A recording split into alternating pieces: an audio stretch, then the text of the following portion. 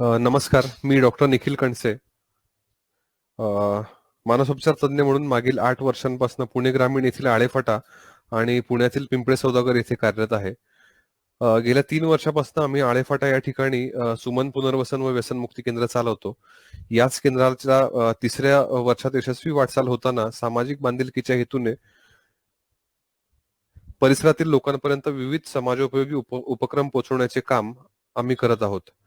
त्यातीलच हा वेबिनारचा एक उपक्रम. ग्रामीण भाग आणि शहरी भाग दोन्हीकडे प्रॅक्टिस करताना मानसिक आरोग्याविषयी पहिल्यापेक्षा लोकांचा पाहण्याचा दृष्टिकोन जरी सुधारत असला तरी अजूनही त्याविषयीचा न्यूनगंड आणि गैरसमज पाहण्यास मिळतो आणि समाजात जाणवतो. त्याच दृष्टीने शास्त्रीय माहिती लोकांसमोर योग्य त्या मान्यवरांकडून पोचावी, तिचा प्रसार व्हावा आणि जनजागृती व्हावी हीच अपेक्षा. कालच आपण जागतिक आत्महत्या प्रतिबंधक दिनाविषयी वेगवेगळ्या ठिकाणी प्रत्यक्ष जाऊन त्याविषयीच्या पूर्वखुणा कशा ओळखाव्यात, त्यावर आपण कशी मात करावी, एखाद्याला या अडचणीतनं कशा प्रकारे मदत करावी, यावर जनजागृती उपक्रम केला. तो मागील 6 वर्षापासून आम्ही दरवर्षी राबवत आहोत. तसेच पुढील महिन्यात येणाऱ्या जागतिक मानसिक आरोग्य दिनानिमित्तही मानसिक आरोग्य जनजागृतीचे विविध उपक्रम आपण राबवणार आहोत. माणसाला सुख हवं असतं, म्हणजे नेमकं काय हवं असतं? समजा उद्या या अल्लाउद्दीनच्या चिरागातील जिन अचानक आपल्या समोर उभा झाला आणि तो विचारू लागला, बोलो मेरे आका क्या हुकुम है. तर आपण काय मागणार त्याला? ज्याला नोकरी हवी आहे तो एखादा बेरोजगार तरुण नोकरी मागणार. ज्या बापाच्या उपर मुलीचं लग्न होत नाही तो म्हणेलच की लग्न होऊ दे एकदाच, त्याला या आजारातून मुक्ती दिलीस तर तो सुखी होणार आहे का? तर या सगळ्याचं उत्तर नाही. कारण लगेच दुसरी कुठली तरी गोष्ट वर उफाळून येईल व त्याच्या सुखाच्या मधोमध आणि त्या व्यक्तीच्या आणि सुखाच्या मधोमध ठामपणे उभी राहील. थोडक्यात काय की ये प्यास है बडी. म्हणजेच या सुखाची नेमकी काय व्याख्या आहे, ते कशात असतं, कसं मिळतं, कुठे मिळतं, यासाठीच आज आपण सुप्रसिद्ध लेखक, कवी, मानसोपचार तज्ज्ञ डॉक्टर श्री नंदू मुलमुले सरांकडून जाणून घेणार आहोत. तरी मी सुमन परिवारातर्फे डॉक्टर नंदू मुलमुले सरांचं मनापासून स्वागत करतो आणि डिजिटल स्वरूपात सुमन परिवारातर्फे सन्मानपत्र त्यांनी स्वीकारावे अशी मी त्यांना नम्र विनंती करतो.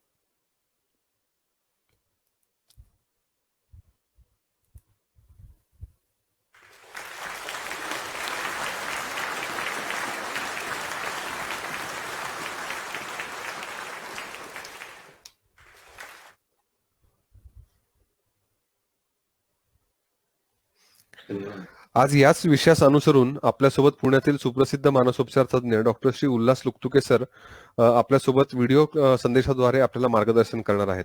सर मागील 50 वर्षापासून या क्षेत्रात कार्यरत आहेत आणि मागील कित्येक वर्ष ते मानसिक आजार झालेल्या व्यक्तींचे मोफत सेल्फ हेल्प ग्रुप चालवतात. तरी मी सुमन परिवारातर्फे त्यांचं स्वागत करतो आणि आमच्या टेक्निकल टीमला त्यांना डिजिटल सन्मानपत्र त्यांनी स्वीकारावे अशी विनंती करतो.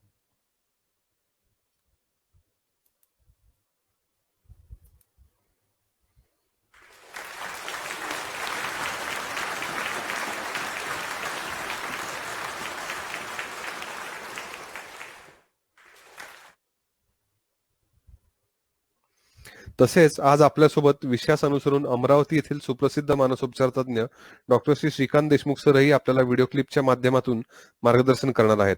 सर मागील 35 ते 40 वर्षापासून अमरावती येथे कार्यरत आहे. ते बाबा व्यसनमुक्ती केंद्र चालवत असून व्यसनमुक्तीची एक चळवळच त्यांनी विदर्भात उभी केली आहे. तरी मी सुमन परिवारातर्फे त्यांचंही स्वागत करतो आणि डिजिटल स्वरूपातील सन्मानपत्र त्यांनी स्वीकारावे अशी त्यांना विनंती करतो.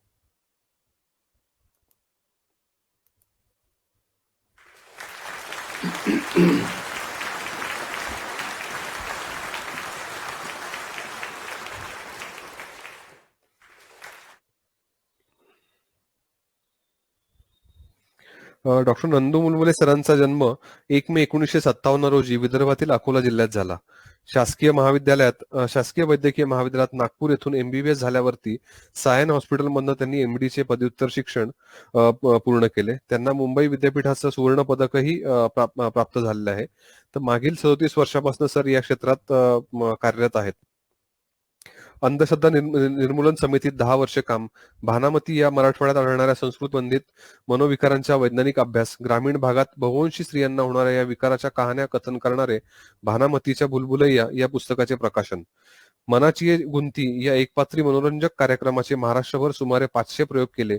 त्यातील शास्त्रीय माहितीवर आधारित पुस्तकाला महाराष्ट्र शासनाचा वाङ्मय पुरस्कारही सरांना मिळाला आहे. दैनिक देशोन्नती, पुण्यनगरी, लोकमत, महाराष्ट्र टाइम्स, लोकसत्ता अशा वृत्तपत्रात त्यांचे विविध विषयांवरती सातत्याने स्तंभलिखाण होत असते. सांस्कृतिक क्षेत्रात मीरा एक भासपर्व, एक ग्रेसफुल संध्याकाळ, 3 बेगम एक बादशाह, अनेक कार्यक्रमांची निर्मिती, सादरीकरण आणि अभ्यासपूर्ण निवेदन असे शेकडो कार्यक्रमांचे संचलन त्यांनी केले आहे. कवी ग्रेस यांच्या कवितांचा मानसशास्त्रीय धांडोळा घेणारे रचनेच्या खोल तळाशी, मनांतरी हा लेखसंग्रह, संभ्रमाचे सांगाती, मिर्झा गालिब महाकवी दुःखाचा, दुभंगवाणी अशी कविता संग्रह आणि पुस्तकही सरांची प्रसिद्ध झाली आहे. करोना काळात लोकांचे मनोधैर्य वाढवण्यासाठी सरांनी 32च्या वरती व्हिडिओ त्यांच्या युट्यूब चॅनलवरती प्रसिद्ध केले आहेत. त्यातून सर फेसबुक, व्हॉट्सअप आणि इत्यादी सोशल मीडियाच्या माध्यमातून लक्षावधी लोकांपर्यंत पोहोचून लोकप्रिय झालेले आहेत. वेबिनारला सुरुवात करण्याआधी आपण डॉक्टर उल्हास लुकतुके सर आणि डॉक्टर श्रीकांत देशमुख सर यांची मते व्हिडिओ क्लिपच्या द्वारे ऐकणार आहोत. मग आपण वेबिनारला सुरुवात करूया. वेबिनार संपल्यावरती आपण आपले प्रश्न चॅटबॉक्स मध्ये विचारावेत. कृपया ते वेबिनार चालू असताना विचारू नये, कारण प्रश्न भरपूर जर का झाले तर ते खाली खाली जातात आणि त्याच्यामुळे प्रश्न सापडत नाही. प्रश्न कृपया करून विषय सुसंगत असावेत आणि ते वैयक्तिक नको. त्या सर्व प्रश्नांना सर नक्कीच उत्तर देतील. तर आपण वेबिनारला सुरुवात करूया सर.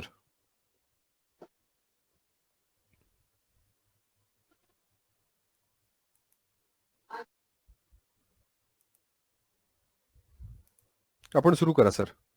अच्छा, हा, मला असं वाटलं की उल्हास लुकतुके सरांचं आणि श्रीकांत देशमुख व्हिडिओज होते ना. हा, त्यांचे व्हिडिओ आहेत सर. 1 मिनिट.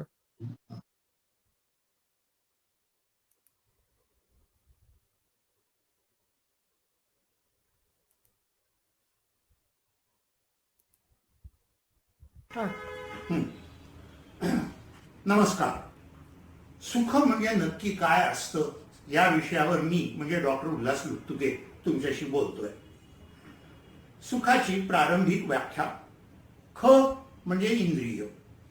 इंद्रियाचे अनुकूल संवेदन म्हणजे सुख आणि प्रतिकूल संवेदन म्हणजे दुःख होय, ही प्रारंभिक व्याख्या. मुद्दा 2. इंद्रिय सुख भंगुर असते. विषय आणि इंद्रियांच्या संयोगाने क्षणभर सुख वाटते, पण विषय आणि इंद्रिय हे मुळात भंगुर असल्यामुळे पण हे सुख फार अल्पजीवी असते.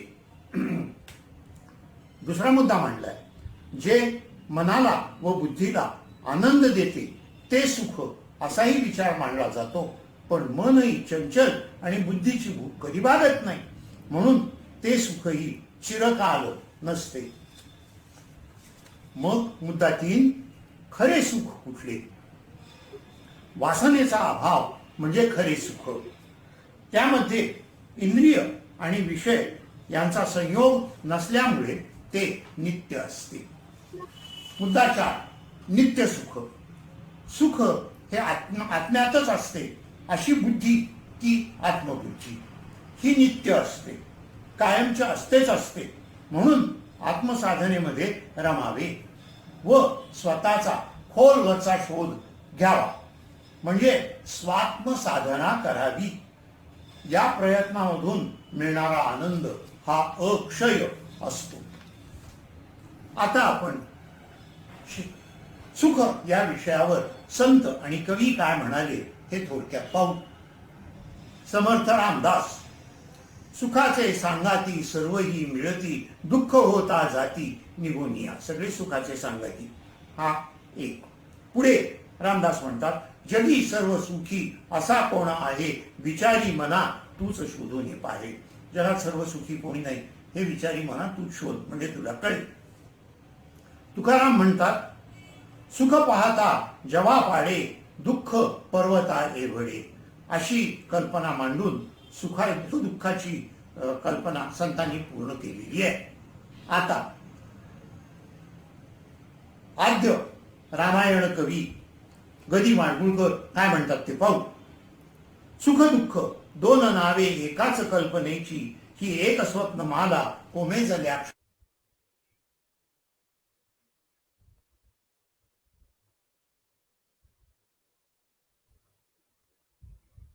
थोडं टेक्निकल ह्याच्यामुळे सरांचा व्हिडिओ मध्येच बंद झालाय.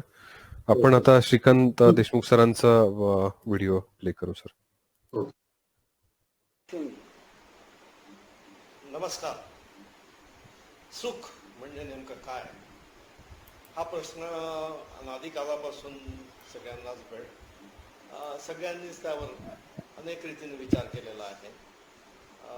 मला सुखाचं नेमकं कारण काय असतं, ते माणूस कसा उपभोगतो, त्याच्यापासून काय आपल्याला मिळतं. तर सुख हे माझ्या मते पॉझिटिव्ह इमोशन आहे, पॉझिटिव्ह थॉट आहे. तर एकंदरीत आपण पाहिलं तर सिगमंड फ्रॉइडने त्यांच्या पहिल्या काळात सुखाची व्याख्या चांगली समजावून दिलेली आहे, आणि ती त्यांच्या प्लेजर प्रिन्सिपल या एका थिअरीमधून सगळ्यांना त्यांनी सादर केलेली आहे. Pleasure principle means man thrives for happiness or pleasure and he avoids pain. म्हणजे तो सुखाच्या प्राप्तीसाठी प्रयत्न करतो आणि दुःखाला दूर लोटण्याचा प्रयत्न करतो. अशी सिंपल थेरी फ्रॉइडने आपल्या प्लेजर प्रिन्सिपलमध्ये मांडली होती, आणि ती माझ्या मते खूप लोकांच्या गळ्याखाली उतरलेली आहे. छान व्याख्या आहे. तर माणसं आता त्या प्लेजर प्रिन्सिपलला धरूनच आपलं सगळं काही आनंदाचं जीवन आहे ते सगळं आपण त्याद्वारेच कमवत असतो. आपल्याला आनंद पाहिजे असतो. म्हणून माझा स्वानुभव आता मी सांगेल की माझ्या तारुण्यात, माझ्या बालपणात सुख कशात होतं. माझ्या बालपणात सुख, सगळ्यांचे बालपण असेच असतात की मला चांगलं सगळं मिळालं पाहिजे, मला लाड केले पाहिजे, माझं सगळं आनंदात झालं पाहिजे. तसंच माझंही होतं. तारुण्यात माणसाचं जेव्हा उमेदीचा काळ असतो तेव्हा आपण नेहमीच असा विचार करतो की मी पुढे कसा जाईल, मी पुढे आणि त्या दृष्टीने माझा प्रयत्न राहील. मला सारखा आनंद मिळत गेला पाहिजे आणि दुःख नसलंच पाहिजे माझ्या जीवनात. हा एकच विचार त्यावेळी होता तारुण्यात, आणि त्या दृष्टीनेच मग आपलं जीवन घडवण्याच्या प्रयत्नात सुख प्राप्तीसाठी मी सगळे काही प्रयत्न करत गेलो. आता जसं पुढे गेलो तसं सुखाची व्याख्या पण बदलत गेली. सुख में सब साथी है, दुःख में ना कोई, ही पण एक कळलं. पण असं काही सगळ्यांच्याच बाबतीत होत नाही. सवंगडी जे आहेत, फ्रेंड्स आपल्याला मिळतात, ते सुख मिळवण्यासाठी असतातच असं नाही. आणि म्हणून मग नंतर आपण प्रयत्न असा करतो की आपल्याला मिळालेलं सुख कसं आपण लोकांना वाटू.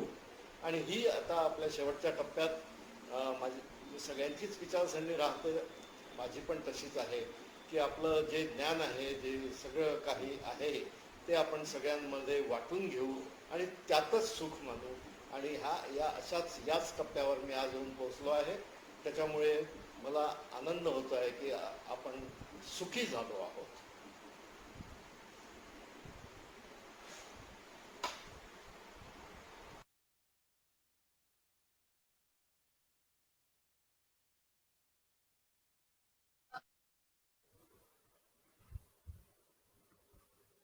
आपण आता दोघांची पण मतं ऐकून घेतली सर.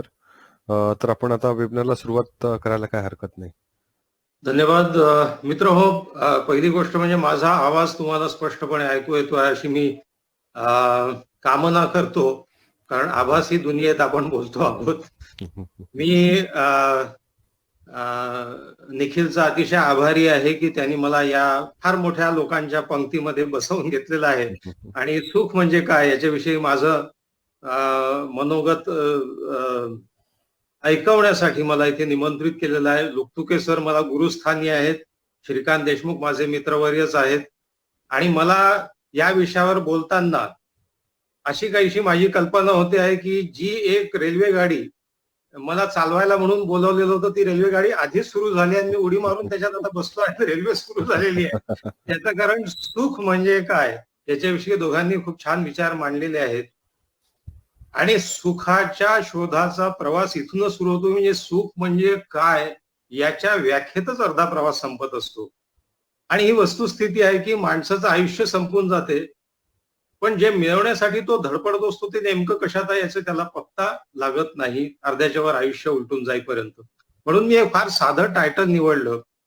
तुम्हाला माहित असेल माझ्या एका लग्नाची गोष्ट, त्या नाटकातलं हे गीत आहे. मला सांगा, प्रशांत दामले गातात, मला सांगा सुख म्हणजे नक्की काय असतं, काय पुण्य केलं की ते घर बसल्या मिळतं. आता ही ती साधी गोष्ट आहे की घर बसल्या तर काहीच मिळत नाही, ते नाटकही नाट्यगृहात जाऊन पाहावं लागतं. पण मला पहिली ओळ फार महत्वाची वाटली की जे मिळवायचं आहे माणसाला त्या गोष्टीची व्याख्या तर करा. ते काय आहे हे तर शोधून काढा. ते काय आहे हे शोधल्याशिवाय तुम्हाला तिथपर्यंत जाणं शक्य होणार नाही. आणि जर माणसानी आपला गोल डिफाईन नाही केला तर काय गफलती होतात याच्याविषयी अतिशय छान छोटेसे किस्से सांगतो आणि माझ्या विषयाकडे येतो. पहिली गोष्ट अशी आहे की सुख म्हणजे नक्की काय असतं हे विषयाचं टायटल ठेवण्याचं कारण मी ऐकलेला एक किस्सा. एक माणूस तपश्चर्येला बसला आणि त्याला देव प्रसन्न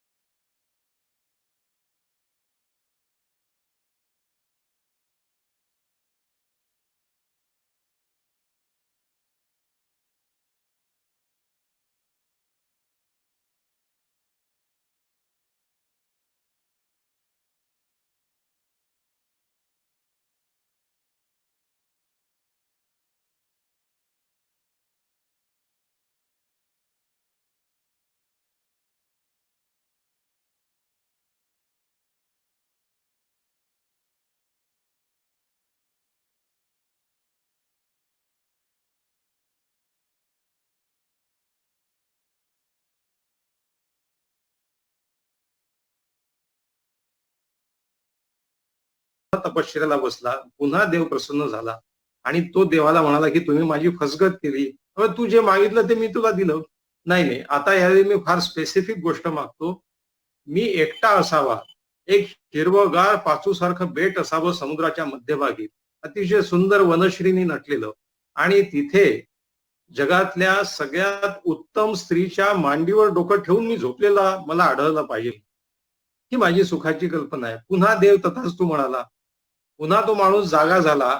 पाहतो तो भोवताली निराशार समुद्र होता, वनश्रीनी नटलेलं बेट होतं. त्या बेटामध्ये तो बसलेला होता आणि त्याचं डोकं जगातल्या सगळ्यात उत्तम स्त्रीच्या मांडीवर होतं, ते म्हणजे मदर टेरेसाच्या. थोडक्यात सांगायची गोष्ट अशी की आम्हाला नेमकं काय पाहिजे हे आम्हाला अखेरपर्यंत कळत नाही आणि आम्ही असं म्हणतो की ते आम्हाला मिळालं नाही. सुखाच्या बाबतीत ही गफलत होण्याची शक्यता फार दाट आहे. याचं कारण असं आहे की सुख ही एक द्रव कल्पना आहे. Happiness is a liquid state. ती सतत बदलत राहते.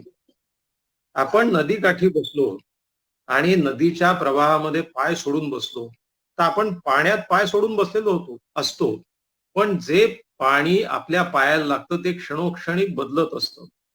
आपण म्हणतो या नदीच्या काठी, पण नदीतलं पाणी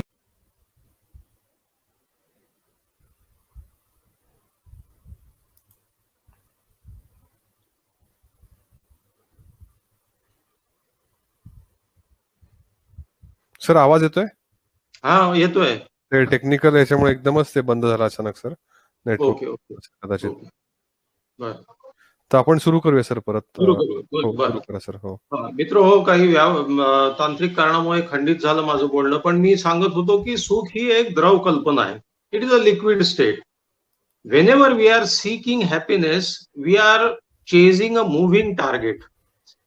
याचं कारण असं की सुखाची कल्पना क्षणोक्षणी बदलते, जसा काळ जातो त्याप्रमाणे बदलते आणि आपल्या आयुष्याच्या विविध टप्प्यावर वेगवेगळ्या पद्धतीने ती सामोरी येते. म्हणूनच आपण असं म्हणतो की सुख मिळत का नाही, कारण सुख हे व्यक्ती सापेक्ष आहे, सुख हे काल सापेक्ष आहे, सुख हे अपेक्षा सापेक्ष आहे, सुख हे समाज सापेक्ष आहे. आणि सगळ्यात महत्वाची गोष्ट अशी आहे की आपल्याला सुख मिळेल की नाही यातला 40% भाग आपल्या प्रकृतीवर अवलंबून आहे. असं म्हणतात की जगात घटना घडतात, पण त्या घटना आमच्या मनात जेव्हा घडतात आम्ही कुठल्या पद्धतीने त्याकडे पाहतो तो भाग महत्वाचा आहे. सुखाच्या बाबतीत तसंच आहे. सुख हे व्यक्ती सापेक्ष कसं आहे. For un unemployed man happiness lies in a job. एका बेरोजगार माणसाचं सुख कशात आहे, त्याला नोकरी मिळण्यात आहे, त्याला हाताला काम मिळण्यात आहे. एखादा भुकेला माणूस आहे, एका भाकरीत त्याचं सुख आहे. मग तो सूर्यास्त जरी पाहतो त्याला वाटतं की परातीवर आमलेट पसरलेला आहे छान. एकटा माणूस आहे, त्याला सुख कशात आहे, विवाहात आहे. विवाहाला 10 वर्ष उलटलेले आहे. सुख कशात आहे, बायको माहेरी जाण्यात आणि पुन्हा एकटा होण्यात आहे. तेव्हा सुखाची कल्पना ही व्यक्ती सापेक्ष आहे. प्रत्येकासाठी सुख वेगवेगळ्या गोष्टीत असतं, म्हणून सुखाची एक व्याख्या करता येत नाही. सुखाची एक गंमत तुम्हाला सांगतो. सुख हे समाज सापेक्ष आहे. सुख हे आपल्या भोवतालच्या लोकांना काय मिळते त्या सापेक्ष आपल्याला काय मिळते याच्यावर अवलंबून आहे. सुखाची एक फार गंमत आहे. याचं कारण इथे सुख हे यशाशी किंवा पैशाशी निगडीत आपण मानतो, म्हणून मग त्याच्या कक्षा समाज सापेक्ष होतात. कशा? छोटासा किस्सा सांगतो. पेंडसे आणि पोंक्षे 2 शेजारी, पेंडसे आणि पोंक्षे. पेंडसेला लागलं 1 कोटीचं लॉटरीचं तिकीट. पोंक्षेला भयंकर आनंद व्हायला लागला. पेंडसेला 1 कोटीचं तिकीट लागलं, 1 कोटीचं वा 1 कोटीचं तिकीट. लोक म्हणाले तिकीट लॉटरीचं लागलेलं आहे पेंडसेला, तुला कशाचा आनंद होतो आहे. तर तो पोंक्ष असं म्हणाला, मला याचा आनंद होतो आहे की सकाळपासून त्याला तिकीट सापडत नाही आहे. तेव्हा सुख हे आपल्या भोवतालच्या माणसाला न मिळण्यात या माणसाचं सुख असते. बॉस पगारवाढ जाहीर करतो, एका माणसाला आतमध्ये बोलवतो आणि त्याला असं म्हणतो की तुझ्या उत्कृष्ट कामामुळे तुला आज मी पगारवाढ देतो आहे, 10,000 रुपये तुझं सॅलरी वाढवतो आहे. त्याला भयंकर आनंद होतो आणि तो बॉसचे आभार मानतो, केबिनच्या बाहेर येतो. बाहेर आल्याच्या नंतर तो आपल्या सहकाऱ्यांशी जेव्हा बोलतो तेव्हा त्याला लक्षात येतं की चपराशापासून स्टेनोपासून सगळ्यांनाच थोडी ना थोडी पगारवाढ मिळालेली आहे. आपल्या सहकाऱ्यांना आपल्या इतकीच पगार वाढ मिळालेली आहे. थोडक्यात सांगायचं म्हणजे त्याचा आनंद कमी होतो. म्हणजे मग सुख कशात आहे. सुखाची ही एक विचित्र गोष्ट माणसाच्या बाबतीत अशी आहे की सुख तर मिळालं पाहिजे, पण ते फक्त मला मिळालं तर मला अधिक आनंद होईल, इतरांना नाही मिळालं तर मला जास्त आनंद.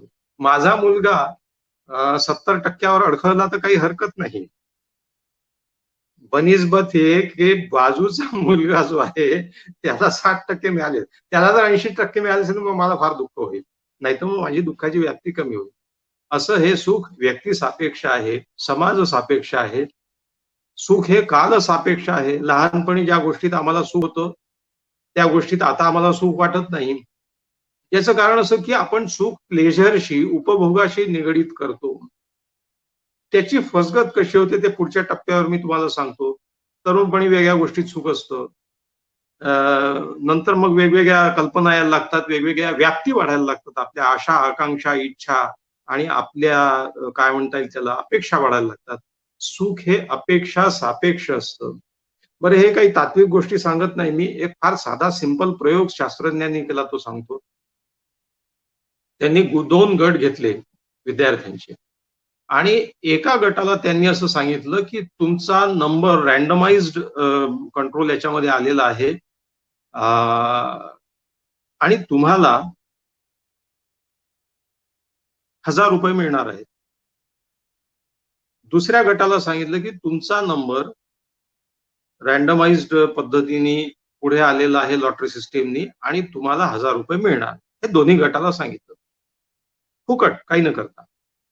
मग पहिल्या गटाला त्यांनी असं सांगितलं की काहीतरी कॉम्प्युटरमध्ये चूक झालेली आहे आणि तुम्हाला 1,000 नाही 750 रुपये मिळतील.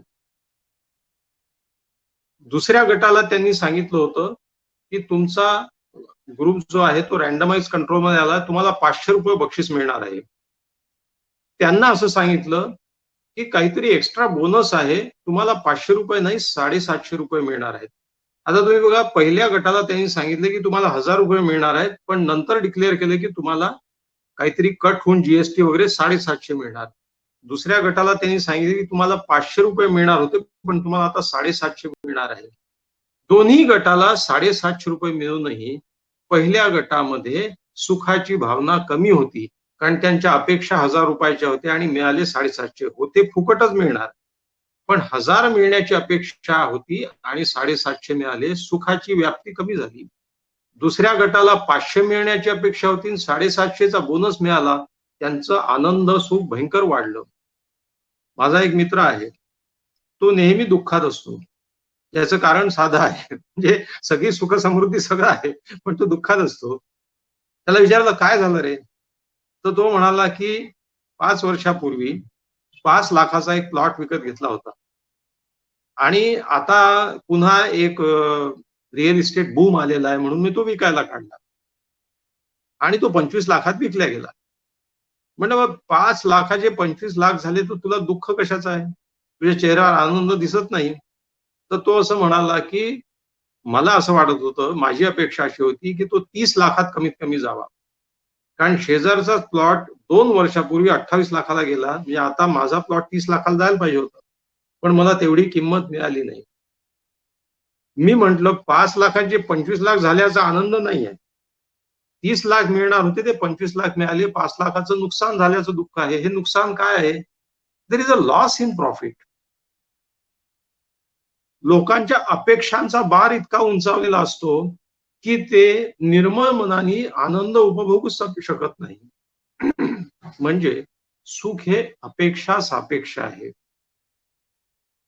आता हे जेव्हा आपण नेहमी सुख हा शब्द वापरतो, तेव्हा मला याला काही समांतर शब्द दिसायला लागतात. आणि मी एक साधारण अभ्यास केला की माणसाचं आयुष्य ज्या सुखाचा शोध घेत घेत पुढे जात असतं, त्या प्रत्येक टप्प्याला त्याच्या सुखाची कल्पना कुठल्या तरी वेगळ्या टर्मशी निगडीत असते. उदाहरणार्थ 4 टर्म्स मध्ये पूर्ण आपलं आयुष्य संपते, हे संपायला हवं. हे 4 प्रतिशब्द कुठल्या आहे सुखाला? यश म्हणजे सक्सेस, सुख प्रॉपर ज्याला आपण प्लेजर म्हणतो. तिसरा आनंद हा शब्द वापरतो म्हणजे हॅपीनेस. आणि चौथा शब्द आयुष्याच्या अखेरच्या टप्प्यावर तरी किमान यायला हवा, तसं तो पहिलेही असला तर चांगलाच आहे, तो म्हणजे समाधान. यश, सुख, आनंद आणि समाधान. यश म्हणजे सक्सेस, सुख म्हणजे प्लेजर, आनंद म्हणजे हॅपीनेस आणि समाधान म्हणजे कंटेंटमेंट. मित्रो, तारुण्य, गृहस्थाश्रम, मध्यवय आणि वृद्धावस्था अशा 4 आपल्याकडे तो 4 वर्ण सांगितलेले आहेत. ब्रह्मचर्य, गृहस्थ आणि मग संन्यस्त आणि वानप्रस्थ. ते 4 टप्पे जाऊ द्या. सुखाच्या प्रवासातले हे किमान 4 टप्पे लक्षात घ्या, म्हणजे मग तुम्हाला लक्षात येईल की दरवेळी आपली फसगत अशी का बरं होते. तरुणपणी काय शिकवल्या जातं आपल्याला? यश म्हणजे सुख. हॅपीनेस और pleasure is equivalent to success we achieve.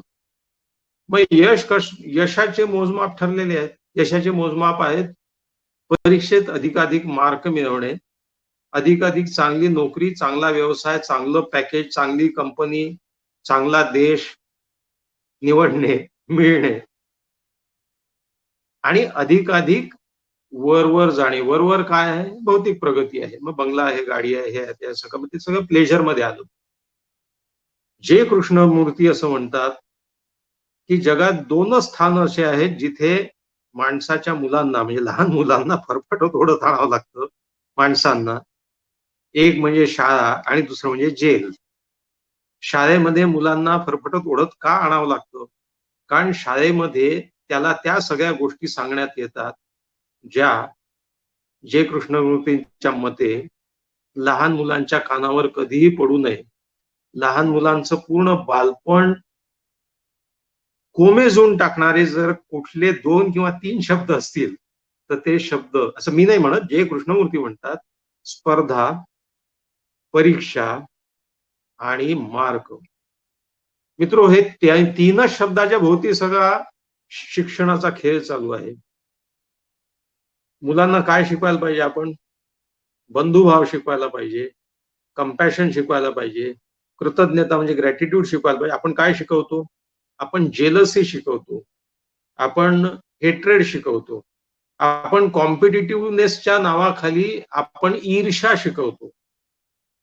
म्हणजे यशाशी सुखाची बांधणी केल्यामुळे तुला जितके जास्त चांगले मार्क मिळतील तितका तू यशस्वी. लक्षात ठेव, तुला डॉक्टर, इंजिनियर चांगल्या मार्काने झाला तर तू यशस्वी म्हणजेच तू सुखी, मग तू आनंदी होशील.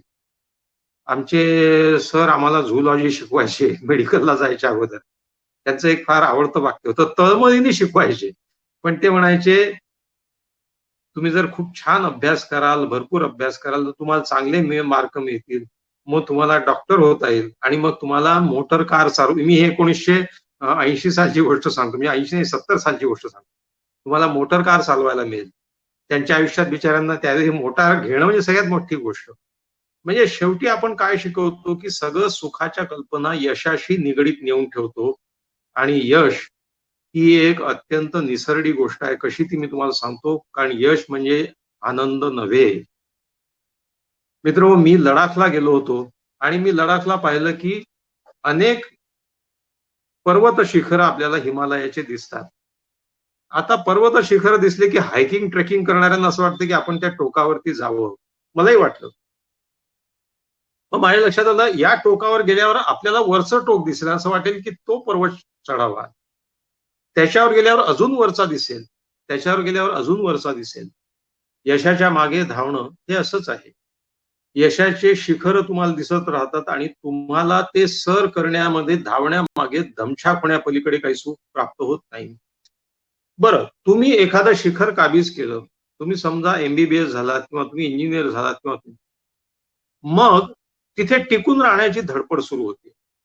आणि यश हे समाज सापेक्ष असते, कारण तुम्ही कोणापेक्षा तरी जास्त यशस्वी असता किंवा कोणापेक्षा तरी कमी असता. अमिताभ बच्चन असं म्हणतो की मला तुम्ही महानायक म्हणता, पण तुम्हाला हे माहित नाही की रजनीकांत याच्या चित्रपटातल्या एका गाण्याच्या बजेटमध्ये माझा पूर्ण सिनेमा शूटिंग संपतं. त्याचं रजनीकांतची लोकप्रियता, त्याचे सिनेमे जगामध्ये सगळीकडे लागतात. तेव्हा मी त्याच्या तुलनेमध्ये आय एम पीनट्स. मग तुम्ही मला सांगा की यशाचं मोजमाप काय? कारण तुम्ही कोणापेक्षा तरी जास्त यशस्वी असतात, तरी कोणापेक्षा तरी कमी यशस्वी असतात. एखाद्या मुलाला पहिला नंबर मिळाला याचा अर्थ कोणाला तरी ढकलून तो वर आलेला आहे आणि उद्या त्याला पहिला मिळण्यासाठी टिकून ठेवण्याची धडपड चालू असते. 1969 साली आराधना प्रदर्शित झाला आणि राजेश खन्ना रातोरात सुपरस्टार झाला. हिंदी चित्रपट सृष्टीच्या पूर्ण इतिहासामध्ये इतकं प्रचंड यश कोणालाही मिळालं नाही. त्याच्यानंतर ते स्टारडमचे तर दिवसही गेले. असं म्हणतात की एकमेव सुपरस्टार जो झाला तो राजेश खन्ना. राजेश खन्ना असं लिहितो की मी यशाच्या त्या लाटेने मला इतक्या उंच नेऊन बसवलं की तिथे माझ्या सोबतचे सगळे खालीच राहिले आणि माझा खरा सोबती तिथे मी एकटा झालो. फार महत्वाचं वाक्य आहे. जसं तुम्ही एखादा पहाड चढायला लागता त्यावेळी प्राणवायू कमी व्हायला लागतो. लडाखला वरती गेल्याच्या नंतर प्राणवायू नसतो तिथे. समाधानाचा, आनंदाचा प्राणवायू हा जमिनीवर असेपर्यंतच मिळतो. जसं तुम्ही वर जाता तुम्ही एकटे होत जाता आणि आनंदाचा प्राणवायू विरळ होत जातो, समाधानाचा प्राणवायू विरळ होत जातो. राजेश खन्ना असं म्हणतो की मी इतक्या उंच जाऊन पोहोचलो होतो की तिथून खाली डोकावायला मला भीती वाटत होती, म्हणजे माझा चित्रपट एखादा अपयशी झाला तर मी काय करू. त्याच्यानंतर तुम्ही जितके उंच जाल तितकी उतरंडही तुमची फार खाली होईल आणि मग त्यावेळी माणूस भांबावून जातो. तिथे टिकून राहण्याची धडपड सुरू होते, कारण दुसरा येतो तुम्हाला ढकलायला, कारण हे कॉम्पिटिशनचं जग आहे. मग यशाची सुखाची जोडणी आम्ही यशाशी करू नये. काय करावं मग? यशाच्या मागे लागलं पाहिजे. विद्यार्थ्यांनी यश मिळवलं पाहिजे. यशाची ईर्ष्या असली पाहिजे, तरच तो मेहनत करेल. अगदी बरोबर आहे. परीक्षेची डेट लागल्यावरच मुलं अभ्यासाला सुरुवात करतात. ते एक आपल्याला जोल्ट आहे, मागून ढकलणारी शक्ती आहे. पण यशाच्या मागे लागा जोवर ते यश तुम्हाला सुख देत असेल, आनंद देत असेल, तोवरच. एकदा ते त्रासदायक व्हायला लागलं की मग त्या यशात आनंद उरत नाही. हा झाला यशाचा टप्पा. यश हे नेहमी समाज सापेक्ष असते. म्हणजे तुम्ही एका बेटावर, एकाकी बेटावर यशस्वी असण्याचा काही संबंध नाही, कारण तुमच्या भोवताली अवताली लोक पाहिजे, त्यांच्या तुलनेत तुम्ही कुठे आहात याच्यावर सगळं अवलंबून आहे. दुसरा टप्पा आहे तो सुखाचा. एकदा तुम्ही नोकरी, जॉब, काय जे असाल त्याच्यात स्थिरावल्याच्या नंतर, माझ्या महाविद्यालयीन काळात माझ्या यशाची कल्पना अशी होती की सगळ्यात चांगली ब्रांच मिळणं, सगळ्यात चांगलं कॉलेज मिळणं, सगळ्यात चांगलं एज्युकेशन, MBBS ची डिग्री. मग सगळ्यात चांगली ब्रांच तर मिळाली नाही, सायकियाट्री मिळाली. सायकियाट्रीत MD झालो. MD झाल्याच्या नंतर दवाखाना थाटायचा. मग काय पाहिजे? पैसा. मग सुखाची कल्पना प्लेजरशी, कारण प्लेजर हे पैशातून मिळतं. मग पैसा कशा करता पाहिजे? तुम्हाला एक बंगला पाहिजे, मनासारखं हॉस्पिटल पाहिजे, तुमच्या दाराशी गाडी पाहिजे, तुमच्या घरात AC, फ्रीज, ह्या सगळ्यात अतिशय मामूली गोष्टी झालेल्या आहेत. इथे सुखाची कल्पना सुरू होते आणि ती प्लेजरशी निगडीत असल्यामुळे पुन्हा फसगत व्हायला सुरुवात होते. त्याचं कारण असं, आता लुकतुके सरांनी उल्लेख केला, सु म्हणजे चांगलं आणि ख म्हणजे इंद्रिय. इंद्रियोपभोगातून मिळते ते सुख. हे प्लेजरशी निगडीत असल्यामुळे त्याला सटायटीचा शाप आहे, म्हणजे त्याला अप्रूप ओसरण्याचा शाप आहे.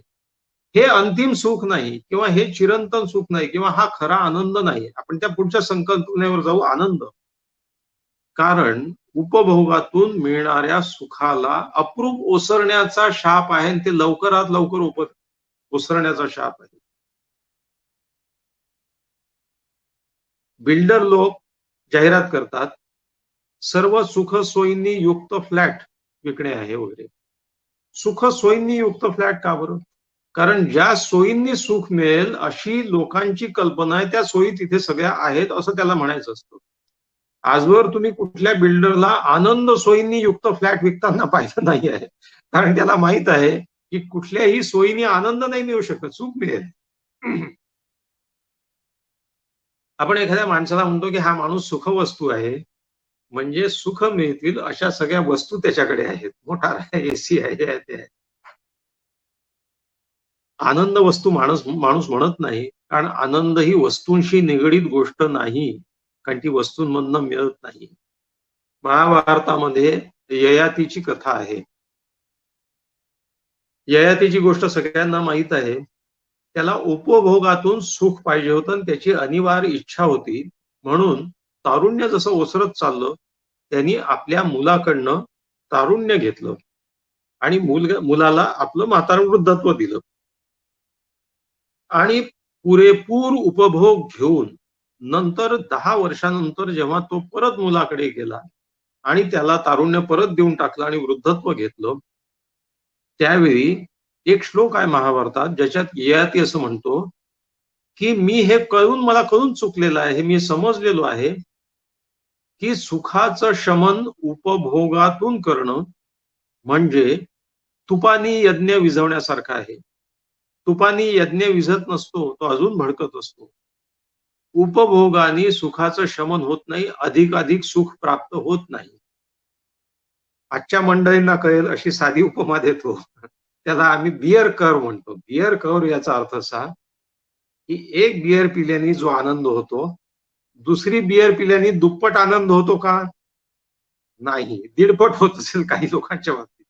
तिसरी बियर पिल्याने तिप्पट आनंद होतो का? नाही, तो एकपटही राहत नाही. चौथी बियर पिल्याने चौपट आनंद होत नाही, उलट्या व्हायला लागतात चौपट वेगाने. म्हणजे there is the law of diminishing returns. एखाद्या गोष्टीपासून मिळणारं सुख हे वरचेवर कमी होत जातं, त्याचे रिटर्न्स कमी यायला लागतं. हा लॉ ऑफ डिमिनिशिंग रिटर्न्स हे सांगतो आपल्याला की आपण एकदा उपभोग घ्यायला सुरुवात केली, त्याच्यानंतर त्याच्यापासून मिळणाऱ्या सुखाची व्याप्ती कमी. एक पेढा खाल्ल्याने आनंद होईल, 2 खाल्ल्याने आनंद होईल, ठीक आहे, 3 खाल्ल्याने आनंद होणार, 4 तोंडात कोंबल्याच्या नंतर मळमळ व्हायला आणि 5व्या ह्याच्यात उलट्या व्हायला लागतील.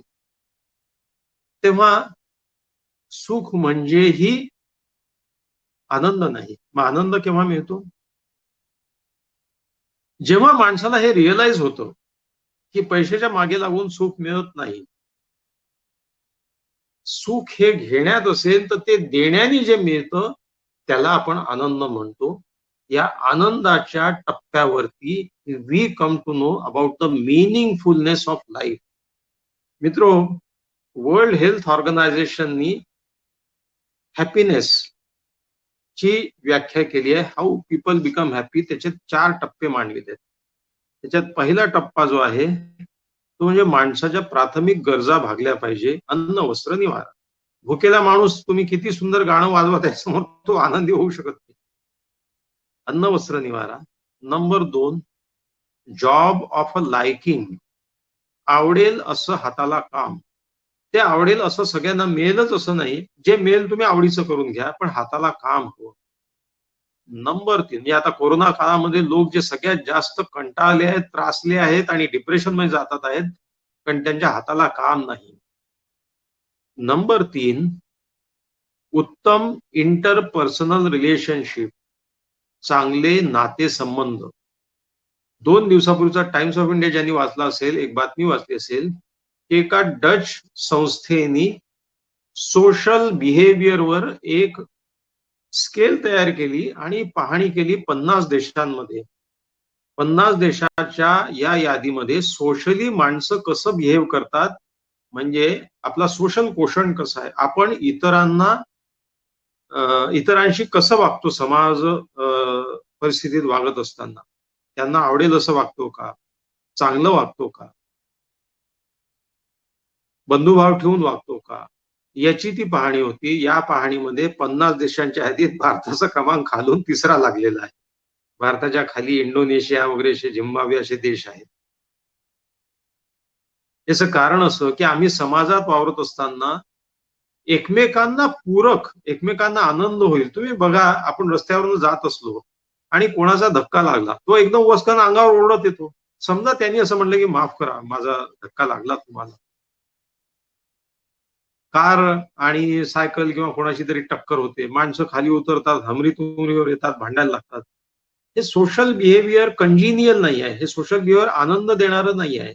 समाजात वावरताना आपल्या भोवतालच्या लोकांशी आपण कर्टसीने वागलो, चांगलं वागलो. म्हणजे शेजाऱ्याच्या अंगावर, पायी चालणाऱ्या माणसाच्या अंगावर पाणी उडू नये म्हणून मोटर कार चालवणाऱ्यांनी मोटार हळू केली. त्याला किती आनंद होईल की हा माझ्यासाठी यांनी मोटार हळू केली. ह्या साध्या साध्या गोष्टीतून सोशल बिहेवियर दिसते. म्हणजे WHO जे क्रायटेरिया आहे त्याच्यामध्ये 3रा जो महत्वाचा भाग आहे, गुड सोशल इंटरपर्सनल रिलेशनशिप. आपले नातेसंबंध चांगले असतील तर आपल्याला आनंद मिळेल. भोवताली त्रासदायक लोक असतील, आपले त्यांच्याशी काही चांगले खटकलेलं असेल तर आनंद मिळत नाही.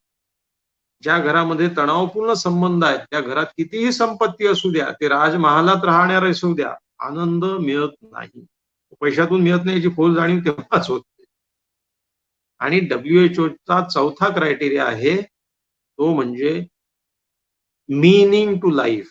आयुष्याला काहीतरी अर्थ असणं. हे अर्थ असणं जे आहे ते म्हणजे जेव्हा तुम्ही एका निरपेक्ष वृत्तीने कोणासाठी तरी काम करता, ज्यातून पैशाची देवाणघेवाण नाही, ज्यातून कुठल्याही प्रकारचा लाभ तुम्हाला होत नाही, असं काहीतरी जेव्हा तुम्ही काम करता इतरांसाठी, त्यातून मिळणारा आनंद हा खरा, अपार, निखळ, नितळ आनंद आहे. ही WHO ची क्रायटेरिया. आपल्या संस्कृतीत संकल्पना आहे, सर्वेपि सुखिनः सन्तु सर्वे सन्तु निरामया. कोरोना काळाने आपल्याला काय शिकवलं आहे? तुम्ही एकटे व्हायरस पासून वाचू शकत नाही जोवर सगळे मास्क लावत नाही. तुमच्या मास्क लावण्याला अर्थ नाहीये. जोवर सगळे काळजी घेत नाही, तुमच्या काळजी घेण्याला अर्थ नाही. तुम्हाला आजार पकडणारच. If everybody is okay then I am okay. सर्वे संतु निरामया ही कल्पना ह्याच निदर्शक आहे. ज्ञानेश्वरांचं पसायदान हेच माग. येणे वरे ज्ञान देव सुखिया झाला. केव्हा सुख मिळेल? जेव्हा जो जे वांशील तो ते लावो, प्राणी जात दुरितांचे तिमिर जावो, विश्वस्वधर्म सुरू. सांगायची गोष्ट अशी आहे, नाही तर तुम्ही म्हणाल मी प्रवचन द्यायला सुरुवात केलेली आहे, पण ही WHO ची व्याख्या आहे. इंटरपर्सनल रिलेशनशिप चांगले असावे आणि आयुष्यात अर्थपूर्णता असावी. असं एक काम करावं की ज्याच्यामध्ये तुम्हाला अर्थप्राप्ती लाभ होणार. त्याच्यासाठी तुम्ही करत नाही आहेत, निखळ बंधुभावातून करता. आपण गरीबाला मदत करतो, एखाद्या विद्यार्थ्याला त्याची मदत करतो, कोणाला अडॉप्ट करतो, एखादा शेतकरी आत्महत्या होतात. माझ्या कानावर एक बातमी आली आणि मी त्या बाईला म्हैस घेण्यासाठी इमिजिएटली मी आयुष्यात पहिल्यांदा मशीनच्या बाजारात गेलो, बैल बाजारात गेलो, एक म्हैस विकत घेतली आणि त्या बाईला नेऊन दिली. हा एक निखळ आनंदाचा भाग असतो. आपल्याला त्याच्यातून काही घेणं देणं. म्हणून सुखामध्ये नेहमी घेणं असते, आनंदात नेहमी देणं असते. हा फरक सुख आणि आनंद याच्यामधला आहे. मग आनंदापाशी आल्याच्या नंतर आपल्या लक्षात येतं there is a fourth dimension to happiness and that is contentment. मित्र, माणूस आयुष्याच्या किमान सिनियरिटीकडे येतात, मी शेवटाकडे वगैरे नाही म्हणत, सिनियरिटीकडे येता येता त्याला समाधानी वृत्ती असली पाहिजे. मी असे लोक पाहिले आहेत जे 60व्या वर्षी खंत करतात की आम्हाला हे नाही मिळालं, आम्हाला ते नाही मिळालं. माझे एक मित्र राजकीय क्षेत्रात कार्य करतात. मला पार्टीने हे नाही दिलं, ते नाही दिलं, मी खस्ता खाल्ल्या. पण जे मिळालं त्याच्यात समाधान माना ना. जर 60व्या वर्षी समाधानी वृत्ती नसेल तर मग माणसाला आयुष्य त्याचा आनंदी होणार नाही. तेव्हा यश, सुख, आनंद आणि शेवटी समाधान. सगळ्यात महत्वाची गोष्ट तुम्हाला एक सांगतो, ती अशी आहे की काही लोक मला असं म्हणतात की का हो मुकेश अंबानी सुखी नाही आहे का? लक्ष्मी मित्तल सुखी नाही आहे का? भरपूर प्रचंड पैसा आहे, सुखच सुख आहे. हे मी म्हणत नाही आहे. पैशाचा सुखाचा काय संबंध आहे हे लक्ष्मी मित्तल सांगतो. तो स्टील जायंट होता.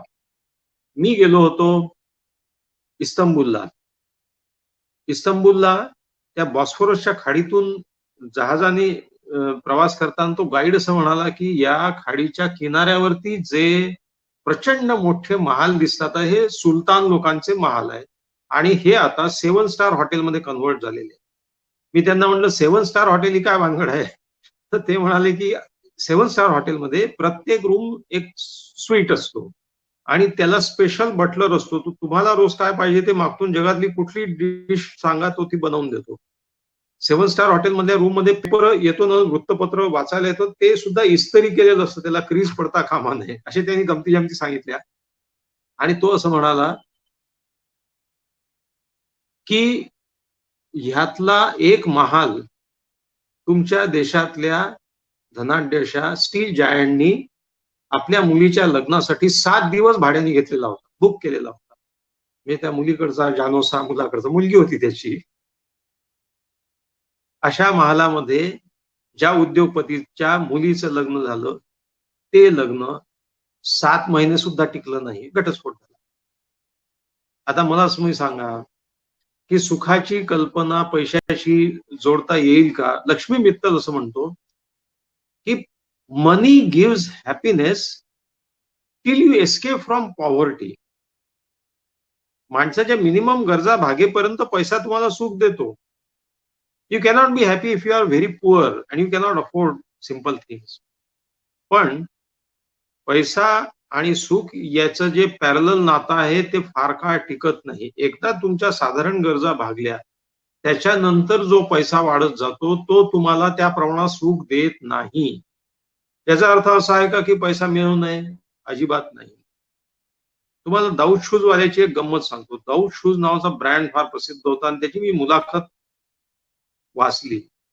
तर तो दाऊद शूजचा मालक जो होता तो असं म्हणाला, की माझे वडील मूळची होते. ते बूट बनवायचे आणि उत्तम बूट बनवायचे चामड्याचे आणि ते बाटाला द्यायचे विकायला आणि बाटा त्याच्यावर ब्रँड मारून ते विकायचा. मग मी जेव्हा तरुण झालो तेव्हा मी असं वडिलांना म्हणालो, की आपण इतके चांगले बूट बनवतो, मग बाटाला कशाला द्यायचे, आपण आपला ब्रँड काढू. तर वडिलांच्या यादीत त्यांना जमलं नाही. ते म्हणाले, नाही आपण आपलं ब्रँड कुठे, त्याला जाहिरात लागते, हे लागते सगळं. पण मी ते केलं सगळं. मी अनेकांजवळ गेलो, कोणीही माझं म्हणणं मनावर घेतलं नाही. मग शेवटी धडपड करून मी कर्ज मिळवलं आणि मी माझा दाऊद शूजचा ब्रँड एस्टॅब्लिश केला आणि नंतर मग मी मोठा हे झालो उद्योग. तर तो असं एक फार महत्वाचं वाक्य बोलून गेला, तुम्ही पैसे मिळवल्याशिवाय कोणीही तुमचं म्हणणं गंभीरपणे घेत नाही. पैसा मिळालाच पाहिजे, मिळवला पाहिजे 2 गोष्टीसाठी हे ओळखून, की मनी जनरेट्स एम्प्लॉयमेंट. तुम्ही हजारो लोकांना काम देऊ शकता. तुम्ही अनेकांना जॉब देऊ शकता. ही सगळ्यात महत्वाची म्हणजे एका अर्थाने त्यांच्या आयुष्यात तुम्ही आनंद निर्माण करता. म्हणजे आनंदाची अनुभूती तुम्हाला येऊ शकते, की you are providing employment to so many people. आणि that way money generates indirect happiness.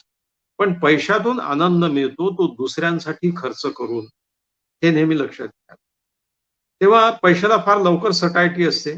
त्याच्यापासून तुम्हीच उपभोग घेत बसला तर त्याच्यापासून जास्त आनंद होणार नाही. शेवटच्या संकल्पनेवर आपण जेव्हा येतो तेव्हा लक्षात येतं, की समाधान म्हणजे कंटेंटमेंट आयुष्यात जर नसेल तर मग यशातूनही आनंद मिळत नाही, सुखातून मिळत नाही, कशातूनच मिळत नाही. समाधान ही काय गोष्ट आहे मित्रो?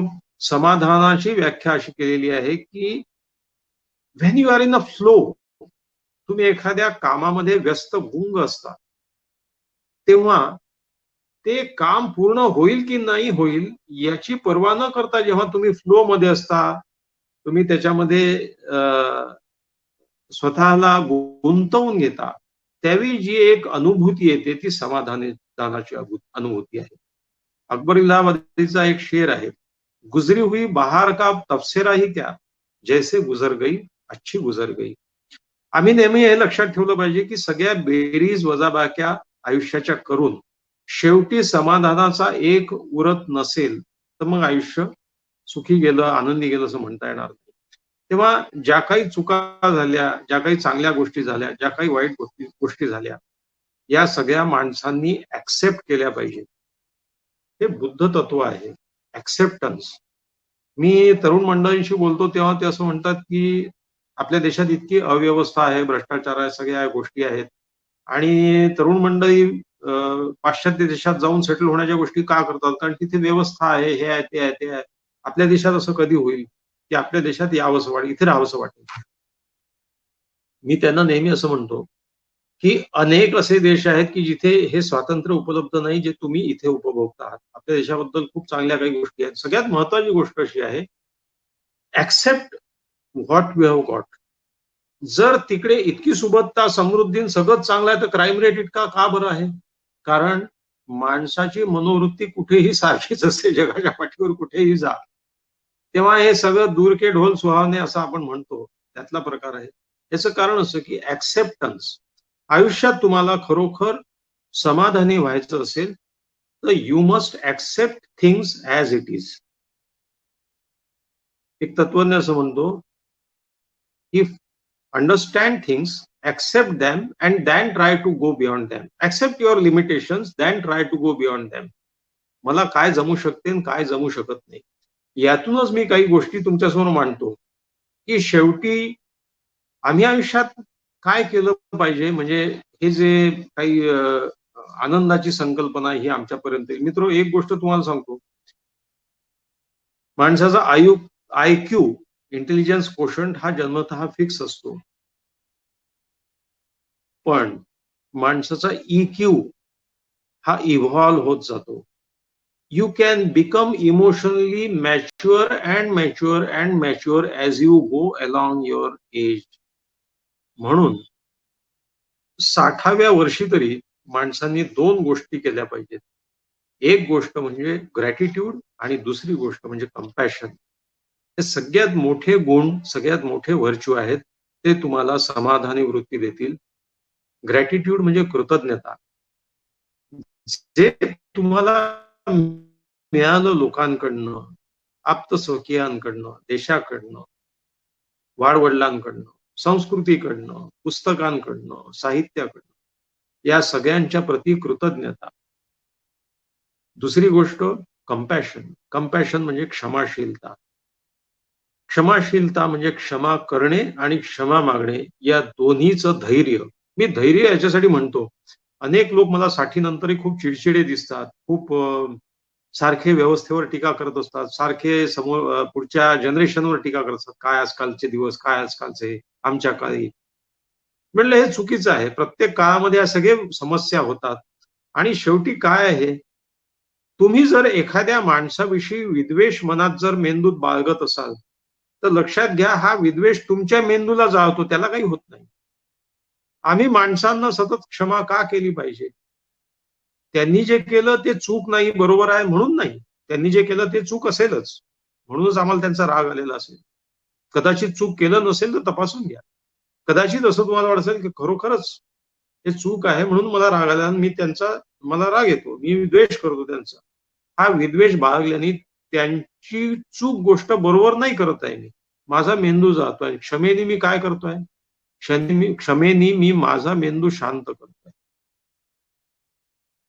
तुमच्या मेंदूत जर राग धुमसत असेल तर तो तुमचे न्यूरॉन्स आहेत, त्याला काही नाही होणार. You must pardon, you must be compassionate so that you are sedate, silent,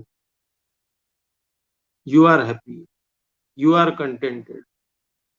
हे तुमच्यासाठी, तुमच्या ट्रँक्विलिटीसाठी तुम्ही केलं पाहिजे. एक चित्रपट आहे, म्हणजे नवीन पिढीविषयी मला काही काही गोष्टी मला अतिशय आवडतात. त्यातला एक सिनेमाबद्दल सांगतो मी, ते या गोष्टीसाठी सांगतो मी. धैर्य हा शब्द वापरला होता, कारण कंपॅशन म्हणजे क्षमा मागणे, क्षमा करणे, दोन्हीला भयंकर धैर्य लागते. लोक वारशांनी वैर जपतात. त्यांच्या वाडवडिलांनी आमच्या वाडवडिलांशी काय केलं होतं, घराने की इज्जत वगैरे. लगे रहो मुन्ना भाई नावाचा चित्रपट येऊन गेला. माझ्या मते गेल्या 20-30 वर्षामध्ये याच्या इतका उत्कृष्ट चित्रपट कुठला दुसरा नसेल. याचं कारण असं की गांधीजींचं तत्वज्ञान आणि एक गुंड माणूस, ज्याला काही शिक्षण नाहीये, काही नाही, या दोहोचा सुवर्णमध्य त्यांनी त्या कथेमध्ये साधला होता. त्याच्यात एक छोटा प्रसंग की बापूजी मुन्नाभाईला असं म्हणतात की तू तुझ्या मित्राची क्षमा माग, तू त्याला रागावला आहेस, मारला आहेस आणि त्याला तू तोडून बोललेला आहेस. तर तो म्हणतो की नाही, माझ्याने होणार नाही वगैरे. तर बापू त्याला म्हणतात, मुन्ना, चांटा मारना आसान है, माफी मांगना बहुत मुश्किल है, माफी मांगने के लिए हिम्मत लगती है. आणि त्याला रिअलाइज होते की ती हिम्मत माझ्यात नाहीये. माफ करणे आणि माफी मागणे या दोन्हीसाठी धैर्य लागते. आणि समाधानाचा, कंटेनमेंटचा जो शेवटचा हिस्सा आहे महत्वाचा, जो आयुष्यात भरून राहिला पाहिजे. आणि असे लोकोत्तर पुरुष असतात की ज्यांच्यामध्ये समाधानाचा हा जो भाग असतो त्यांच्या चालण्या बोलण्यात, अस्तित्वामध्ये, तो तरुणपणीच असतो. म्हणून ज्ञानेश्वरांनी 26व्या वर्षी समाधी घेतली, कारण त्यांनी ते उपभोगून ते समाधानी. आणि शेवटी काय म्हणता येईल त्याला, त्या समाधानी वृत्तीशी कुठल्याही सुखोपभोगाच्या शिवाय ते तिथे जाऊन पोहोचलेले होते. आम्ही कमीत कमी 60व्या वर्षी तरी गेलो पाहिजे, तर खरं सुख आम्हाला प्राप्त होईल, ज्याला आम्ही समाधान असं म्हणतो. हा शेवटचा टप्पा. मित्रो, सुख कशात आहे याचं फार सोपं उत्तर बुद्धाने देऊन ठेवलंय. Happiness lies along the path to happiness. Happiness is not a destination. एक छोटं उदाहरण देतो. गीता रहस्याच्या प्रस्तावनेमध्ये टिळक असं म्हणतात, आणि इतकी सुंदर ती ओळ आहे, मला फार आवडते, की गीता रहस्य मी लिहून पूर्ण केलं आणि आज मला अतिशय दुःख होते आहे. याचं कारण असं, वाचकांच्या हातात पुस्तक देताना तर आनंद व्हायला पाहिजे. ते असं म्हणतात की मला दुःख होते आहे, कारण ज्या विषयाच्या अंतरंगात गेली 4 वर्ष मी बुडून गेलेलो होतो, तो विषय आज डोक्यातून संपला आणि पुस्तकात पानांवर मांडला, संपला माझ्याकडे. म्हणजे happiness is not a destination, it lies along the path to destination. काहीतरी मिळवायचं आहे, ह्या मिळवण्याच्या मार्गावरतीच तो सुख अवलंबून. तिथे एकदा पोहोचल्यानंतर संपला, त्याचा अप्रूप संपून गेलं. म्हणून लॉटरी लागलेल्या लोकांना विचारलं जेव्हा की तुम्हाला लॉटरी लागली तर आनंद झाला, ते म्हणतात की रोज तिकीट घेण्यातली ती जी अधीरता, उत्सुकता आणि लागेल मग आपण असं करू, मग आपण तसं करू, याच्यामध्ये जो आनंद होता तो संपला, कारण तरी मिळालेला आहे. ते happiness index goes down because happiness lies in trying to gain happiness. शेवटी पुन्हा आपण विद्यार्थी दशेपर्यंत तो विद्यार्थ्यांना काय सांगितलं पाहिजे की तुम्ही जे मार्क मिळवण्यासाठी जो अभ्यास करता आहात तो अभ्यास करण्यातला आनंद महत्वाचा आहे. यशात आनंद असेल तोवरच यशाच्या मागे लागा. तो जर त्रासदायक होत असेल तर त्या मागे लागण्यात अर्थ नाही. उपभोग घेतला पाहिजे का? हो, पण जोवर उपभोगात आनंद आहे तोवरच. उपभोगानेच उपभोगाची व्याप्ती कमी करणं हे शक्य नाहीये. म्हणूनच बुद्ध असं म्हणतात की सुख हे अपेक्षा सापेक्ष आहे. सगळ्या अपेक्षा पूर्ण होणार नाही हे तर सर्व विदित आहे. जगी सर्व सुखी असा कोण आहे म्हणून. याचा अर्थ मग काय केलं पाहिजे आपण? I would rather lower my desires rather than go on fulfilling them. कारण त्या डिझायर्सचं कंटेंटमेंट, त्याचं हे व्याप्ती पूर्ण करणं मला कधीच शक्य नाही आयुष्यामध्ये. तेव्हा अपेक्षा कमी करणं आणि अपेक्षा कमी ठेवणं ही सुखाची महत्वाची किल्ली आहे. ह्या सगळ्या उहापोहातून मी शेवटी त्या मुद्द्याकडे येतो की ज्या मुद्द्यापासून हे खरं तर व्याख्यान सुरू व्हायला पाहिजे, पण सुरुवातीला अनेकांनी त्या गोष्टीवर थोडासा प्रकाश टाकलेलाच आहे. मनोविकार शास्त्रामध्ये 1998 साली मार्टिन सेलिग्मन नावाचा एक शास्त्रज्ञ होऊन गेला आणि त्यांनी पॉझिटिव्ह सायकोलॉजी हा एक अभ्यास विषय सुरू केला. मित्र, हे सगळं सुखाची व्याप्ती, सुखाचा शोधन हे का बरं सुरू झालेलं आहे? कारण मनोविकार तज्ञांच्या असं लक्षात आलं की मनोविकारांचा अभाव म्हणजे आनंद नाही किंवा सुख नाही किंवा हॅपी लिव्हिंग नाही किंवा कंटेंटेड माइंड नाही. आनंदी माणूस, एखादा कॅन्सरने पीडित माणूस असला तरी तो आनंदी असू शकतो. म्हणजेच WHO ची आरोग्याची व्याख्या काय? Not mere absence of disease but positive feeling. मग पॉझिटिव्ह सायकोलॉजी ही नवीन ब्रांच त्यांनी एस्टॅब्लिश केली याच्यासाठी की till now we were treating mental illnesses. आम्ही रोग दुरुस्त करण्याचं काम करत होतो, पण रोग दुरुस्त करून ठेवून देणं झालं, संपलं. सर्वसामान्य माणसांना आनंद कसा मिळवायचा हे शिकवावं लागतं. हे आता नाही, सॉक्रेटिस म्हणून लिहिलेलं आहे की सुख हे मिळवण्याची शिकवणूक घेता येते. You have to learn how to be happy. म्हणूनच एक पाहणी असं सांगते की लोकांना आनंद कशात आहे हे सांगितलं आणि तसं लोक वागायला लागले तर mere money cannot give them pleasure but the teaching how to gain happiness in life. म्हणून ही एक ब्रांच पॉझिटिव्ह सायकोलॉजी जी सुरू झाली ही शास्त्रोक्त ब्रांच आहे. त्या पॉझिटिव्ह सायकोलॉजीच्या अंडर हॅपीनेस सायकोलॉजी हा एक सब्जेक्ट सुरू झाला. त्याच्यामध्ये हे सगळं तत्व दिसायला लागले. वर्ल्ड हेल्थ ऑर्गनायझेशन आणि UNOनी हॅपीनेस इंडेक्स शोधायला सुरुवात केली. जेव्हा भूतानमध्ये भूतानचे राजे जे होते जिग्मे सिंगवे वांगचुक, फार विद्वान माणूस होता आणि त्याच्या लक्षात आलं की शेवटी इकॉनॉमिक ग्रोथ, प्रगती, शहरीकरण आणि या सगळ्या गोष्टी यांनी लोक आनंदी आहेत की नाहीत, माझी प्रजा आनंदी आहे की नाही हे शोधायला त्यांनी एक स्केल तयार केली. लोकांना विचारलं त्यांचा आनंद कशात आहे. People should be happy. नुसती प्रॉस्पेरिटी कामाची नाही आहे, नुसती भौतिक प्रगती कामाची नाही. आपण पाहतोच आहोत भौतिक प्रगतीचे किती वाईट किस्से आहेत. हॅपीनेस इंडेक्स आणि ग्रॉस डोमेस्टिक हॅपीनेस ही संकल्पना त्याच्यात आली. त्याच्यामध्ये पॉलिटिकल फ्री विल आहे, त्याच्यामध्ये सस्टेन्ड इकॉनॉमिक ग्रोथ आहे, पण सगळ्यात महत्वाचं म्हणजे त्याच्यामध्ये people's perception of being happy. म्हणून एक धक्कादायक गोष्ट तुम्हाला सांगतो की पहिल्यांदा जेव्हा ही सगळ्या देशांमध्ये WHOनी UNOनी हे सगळी राबवली की हॅपीनेस इंडेक्स शोधून काढायचं, जे वेगवेगळे कॅरेक्टर्स केले, तर त्यांच्या असं लक्षात आलं की काही इंडेक्सेसवर जगातले सगळ्यात सुखी लोक कुठे होते? अमेरिकेत नाही, स्वीडनमध्ये नाही, स्वित्झर्लंडमध्ये नाही, सगळ्यात सुखी लोक बांगलादेशमध्ये होते. Poor country. रस्त्यावर रिक्षा चालवणारा माणूस म्हणाला की मला 2 वेळचं खायला मिळालं, बिडी काडी ओढायला मिळाली, माझा दिवस आनंदात गेला, मला उद्याची चिंता नाहीये, मी आनंदी आहे. अपेक्षा कमी आहे त्याच्यात आनंद मानणे आणि समाधानी वृत्ती. मग शेवटी माणसाला काय पाहिजे असतं ते? कितीही मोठ्या राजमहालात राहत असला आणि त्याला विवंचना असली, मग काय उपयोग आहे त्याचा? हा जो सब्जेक्टिव्ह फिलिंग ऑफ हॅपीनेस आहे, हा भूतानपासून सुरू झाला, युएनओने तो अंगीकारला आणि तो सगळ्या देशांमध्ये लावण्यात येतो. त्याच्यामध्ये दुर्दैवाने भारताचा क्रमांक खूप खाली लागतो. याचं कारण असं आहे की पॉवर्टीमुळे poor, you can't expect poor people to become happy. आणि ज्यांच्याजवळ पैसे आहेत ते सुद्धा समाधानी नाही. म्हणून समाधानी वृत्ती, आनंदी वृत्ती, सुखाचा संतुलित उपभोग आणि यश जे माणसाला आनंद देईल इतपतच त्याच्या मागे लागणं, ह्या सगळ्या गोष्टी येतात. त्या शिकवल्या जाऊ शकतात. पॉझिटिव्ह सायकोलॉजीच्या ब्रांच अंडर या सगळ्या गोष्टी सुरू झाल्या. मित्रो, 7:17 झालेले आहेत. मला असं वाटतं थोडासा खंडबिंड होऊन सुद्धा एक 45 मिनिटं व्याख्यानाचे आटपलेले आहेत. कदाचित काही प्रश्नही असतील या अनुषंगाने. आणि मला असं वाटतं की सुखाची ही एक संकल्पना असेल की व्याख्यान वेळेत संपावं.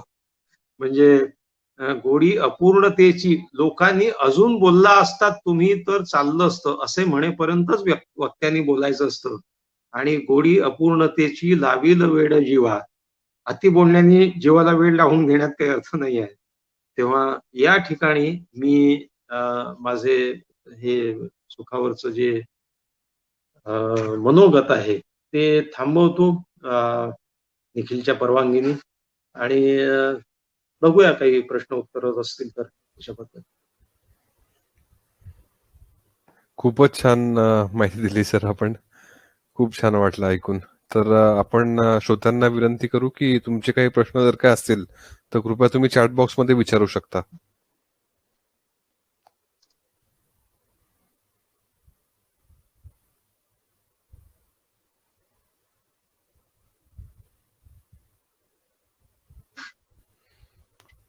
प्रकाश घाटपांडे सरांचा एक प्रश्न आहे सर. जे आहे त्यात सुख मानणाऱ्या अल्पसंतुष्टी लोकांना पराभूत मानसिकता, आळशी, एकच मिनिट, पराभूत मानसिकता, आळशी, अपयशी, घाबरट, निराशावादी अशी दूषणे दिली जातात. Low aim is a crime असे यशस्वी कर्तबगार लोक म्हणतात. ये जीना भी कोई जीना है लल्लू असे टोमणे मारले जातात. त्याबद्दल काय सांगाल? अगदी छान प्रश्न आहे. याचं कारण असं आहे की गफलत कुठे होते? आळशीपणा म्हणजे सुखी राहणं नाही, मी ते सांगत नाहीये. समाधानी वृत्ती. याला बघा, आता आधुनिक काय म्हणतात त्याला, मॅनेजमेंटचे तत्व काय सांगतात? You should be an achiever. मग तुमचं टार्गेट एवढं झालंय का अजून टार्गेटचा बार वर वाढवा वाढवा वाढवा. अल्टिमेटली तुम्हाला अचीवमेंट आणि आंतरिक समाधानी वृत्ती याचा बॅलन्स साधता आला पाहिजे. मी असं अजिबात म्हणत नाही की थोडं मिळालं बस झालं, पुरे 2 वेळचं खायला आता काय करायचं नाही. You must earn money, you must be after it till it gives you pleasure, till it is not, ते तुमच्यासाठी त्रासदायक होता कामा नये. मानवी जन्म एकदाच मिळतो, तो त्रासदायक करून घेण्यामध्ये मला अचीवमेंटचं मला कौतुक नाहीये. म्हणून असं म्हणतात की कसं आहे की शेवटी हा खूप उगाळलेला श्लोक आहे, मंत्र आहे, मला माहित आहे की त्यातला, महाफलेषु कदाचन. कारण ते असं म्हणतं की फळावर अधिकार नाही असं समजून काम करत राहा. याचं सोपं एक सिंपल उदाहरण तुम्हाला सांगतो की शेवटी असं आहे की low aim is a crime, not failure but low aim is. Low aim ठेवू नका, एम अतिशय हाय ठेवा, but that aim should be achieved in a manner which keeps you energetic, happy, positive. आणि मला हेही माहित आहे की अंडर प्रेशरच माणूस त्याचं best of the what ever it is बाहेर आणतो. तेव्हा या सगळ्या गोष्टीच्या मागे माणसाने कार्यरत राहिलं पाहिजे. मागे लागलं पाहिजे म्हणण्यापेक्षा कार्यरत राहिलं पाहिजे. निश्चित हा एम ठेवला पाहिजे. निश्चित कष्ट केले पाहिजे. कष्ट कशाकरता करतो माणूस? पहिले पैसा मिळवण्यासाठी करतो. बरं, तो सडळ हाताने वाटता आला पाहिजे. दुर्दैवाने काय गफलत होते इथे, पैसा मिळवणं चूक नाहीये. उद्योगपती झाले पाहिजे, प्रचंड पैसा मिळवला पाहिजे, कारण तो लोकांना एम्प्लॉयमेंट देतो. का आता तुम्ही बघा, जसं टाटा असं म्हणतात की we are not industrialist, we are not businessman, we are industrialist. बाकीचे बिझनेसमन असतील, कारण आम्ही त्या वृत्तीने काम करतो की कोरोना काळामध्ये सगळ्या एम्प्लॉईजना पूर्ण पगार दिला. गुजरातमध्ये एक मोठा उद्योगपती आहे, तो डायमंड मर्चंट आहे. तो त्याच्या सगळ्या कामगारांना बोनस म्हणून, म्हणजे तो त्याचं प्रॉफिट वाटतो ना. याचा अर्थ काय आहे? तो प्रचंड बिश्वाट आहे, तो ऐश्वरामात राहतो, तो उपभोग घेतो सगळा, पण त्या उपभोगातही त्याची दान वृत्ती कायम आहे. Happiness gives, mere pleasure takes. म्हणून आनंदात माणूस दाता झाला की त्याला आनंद मिळतो. माणूस घेता झाला की सुख मिळेल, दाता झाल्यावर आपोआप आनंद मिळतो. म्हणजे तो त्याचं प्रॉफिट वाटतो. हजारो एम्प्लॉईज आहेत, त्या सगळ्यांना मोटार देतो. म्हणजे काय करतो? You must achieve great things, you must work hard, you must keep a very high aim. पण त्या एम कडे जाताना चा जो प्रवास आहे, त्या प्रवासाचा आनंद घ्या. म्हणून समाधानी वृत्ती म्हणजे ठेविले अनंते तैसेची राहावे नव्हे, एका अर्थाने. तुकोबा वेगळ्या अर्थाने म्हणाले. म्हणून ते चित्ती असू द्यावे समाधान असं म्हणाले. ठेविले अनंते तसे राहून ऍक्सेप्टन्स आहे. आणि ऍक्सेप्टन्स केव्हा कामात येते? Everybody is not going to be successful. हे बघा, यश ही संकल्पना समाज सापेक्ष आहे, प्रत्येक जण होत नाही. मी जेव्हा दुसरा येतो, पहिला कोणतरी आलाय म्हणून मला दुसऱ्या क्रमांकावर ढकलल्या जाते. मी नापास होतो, काही मुलं पास होतात ते ग्रेडेशननी वरती म्हणून मी नापास होतो. म्हणजे सगळे यशस्वी होणार नाहीत. मग त्यावेळी ऍक्सेप्टन्सची व्हर्च्यू, ऍक्सेप्टन्सचा गुण कामात येतो. मग त्यावेळी हे महाफलेषु कदाचन कामात येते की सक्सेस मिळणं न मिळणं हे इररिलेव्हंट आहे, किंवा हे सापेक्ष आहे, ही एक वेगळी गोष्ट आहे. मला फेल्युअर आला तर मी काय करेन? मग असे माणसं कोसळून जातात. कोसळत कोण नाहीत, जो ऍक्सेप्ट करतो, ओके चालेल, ठीक आहे, नाही मिळालं. एपीजे अब्दुल कलाम यांचं विंग्स ऑफ फायर ज्यांनी वाचलं, त्याला खंत आहे त्यांच्या लिखाणामध्ये की मला एअरफोर्समध्ये जायचं होतं, मला एअरफोर्समध्ये कमांडर बनायचं होतं, नाही बनू शकलो मी, माझं फिजिक नव्हतं तेवढं. एवढा मोठा माणूस, एवढा महान माणूस, acceptance, I could not do it, I wanted it very much but I could not do it, it's okay. ही समाधानी वृत्ती कायम बाळगणं सगळ्या मोठ्या एम कडे जाताना, सगळ्या मोठ्या यशाचा पाठलाग करताना ही अतिशय जरुरी आहे, माझं मत असं. पुढचा प्रश्न सर श्री अरुण देशमुख सर विचारतात आहेत, शेअरिंग आणि हॅपीनेस याच्याविषयी थोडंसं इलॅबोरेट करून सांगाल का? Sharing is happiness. Sharing irrespective of any intentions or mal intention असं म्हणता येईल. उदाहरणार्थ, माझ्या घरी एक पेढ्याचा डबा आहे आणि ते पेढे एवढे मी खाऊ शकणार नाही, तर घरच्यांना तूच खा, बाकी बाजूच्याला देऊ नको. हे शेअरिंग नाही झालं. Sharing is very very very very important virtue. मी असं मानतो की हे जे WHO तिसरं तत्व आहे, गुड इंटरपर्सनल रिलेशनशिप, ज्याच्यावर तुमचा आनंद अवलंबून आहे, इतरांचा आहे नाही आहे तो भाग वेगळा जाऊ द्या, कमीत कमी स्वतःचा विचार करा की मी चांगला वागत राहिलो, मला चांगले व्हाइब्स मिळत राहिले लोकांकडनं, तर मी आनंदी होईल. तुमचा परिसर आनंदी असला पाहिजे ना. तुमच्या घरामध्ये तुम्ही ग्रॅनाइट लावाल आणि बाहेर समोर उकिरडा कचरा करून टाकाल, तुम्हाला आनंद नाही मिळणार. तर त्याच्यामुळे शेअरिंग, आणि हे शेअरिंग मी असं मानतो की हे फक्त माणसातलं नाही, प्राण्यातलं सुद्धा. मी एक बिस्किटाचा पुडा घेऊन निघतो, असे खूप बिनिव्हॉलंट लोक आहेत समाजामध्ये, फार कमी आहेत दुर्दैवाने. मला स्ट्रीट डॉग्स फार आवडतात. ते रस्त्यावर राहतात, ते अतिशय त्यांच्या चेहऱ्यावर हावभाव पहा, आणि मी दिसला त्याला 2 बिस्किट टाकतो. तो कुत्रा दुसऱ्या दिवशी माझी वाट पाहतो आणि दुसऱ्या दिवशी त्याच्या डोळ्यामध्ये ओळख असते आणि तो माझ्याजवळ येऊन शेपूट हलवतो. फक्त 2 बिस्किटासाठी तो माझा मित्र होतो. शेअरिंग. हे शेअरिंग माणसानी प्राणी मात्रांपर्यंत सुद्धा नाही. सर्व प्राणी जगताचं प्राणतत्व एकच आहे सगळ्यात मोठं. दुर्दैवाने हे शेअरिंग माणूस आणि प्राणी याच्यामधलं इतकं कमी होत चाललंय. मला फार वाईट वाटतं. अनाथ मुलांसारखे स्ट्रीट डॉग्स रस्त्यावर फिरत असतात. कुठे झोपतात, काय खातात, काय खायला मिळतं त्यांना. त्यांची संख्या कमी केली पाहिजे, त्यांचं शास्त्रोक्त उत्तर शोधलं पाहिजे. पण आज जे आहेत त्यांच्याकडे कणवेच्या वृत्तीने, कणव म्हणण्यापेक्षा त्यांना मित्रत्वाच्या वृत्तीने, ते तुमच्याकडनं फार दयाबिया काही अपेक्षित करत नाही. परंतु हे शेअरिंग फार महत्वाचं आहे. Sharing will give you the real happiness, true happiness, deep happiness. हा जो चिरंतन आनंदाचा ठेवा आहे तो ठेवा वाटल्याने मिळतो. आणि या आता व्हॉट्सअप मधल्या अतिशय थोड्या चांगल्या गोष्टींपैकी एक गोष्ट अशी की एखादं मला वाचायला चांगलं आवडतं, त्यातली एक गोष्ट सांगतो की तो अतिशय गरीब माणूस होता, भुकेने कळवळत होता, आणि त्या माणसाच्या हातात एक त्या टुरिस्टच्या हातामध्ये एक हे होता, काय म्हणतात त्याला, सँडविच होतं. आफ्रिकेतून चाललं, सेंट्रल आफ्रिका गरीब आहे सगळे. तर तो माणूस भुकेने कळवळला होता. तो म्हणाला की माझ्याजवळ एक सँडविच आहे, हे मी तुला देऊ का? तर तो गरीब माणूस याला म्हणाला, no, we can share it. हे शेअरिंगचं महत्व. याच्यातून जो आनंद मिळतो त्या आनंदाची तुलना कुठल्याही पैशाशी, श्रीमंतीशी, कशाशीच होऊ शकत. फार महत्वाचं. खूप छान आणि खूप महत्वाचं सांगितलं सर. पुढचा एक प्रश्न आहे सर. नीलम बेंडे मॅडम विचारतात आहेत, परदेशी जाऊन करिअर करणारी मुले अपार कष्ट करतात, पण त्यांचे यश बघायला आपली माणसे नसतात, आई वडिलांचा सहवास नसतो, मग त्याच्यात चूक असतं का?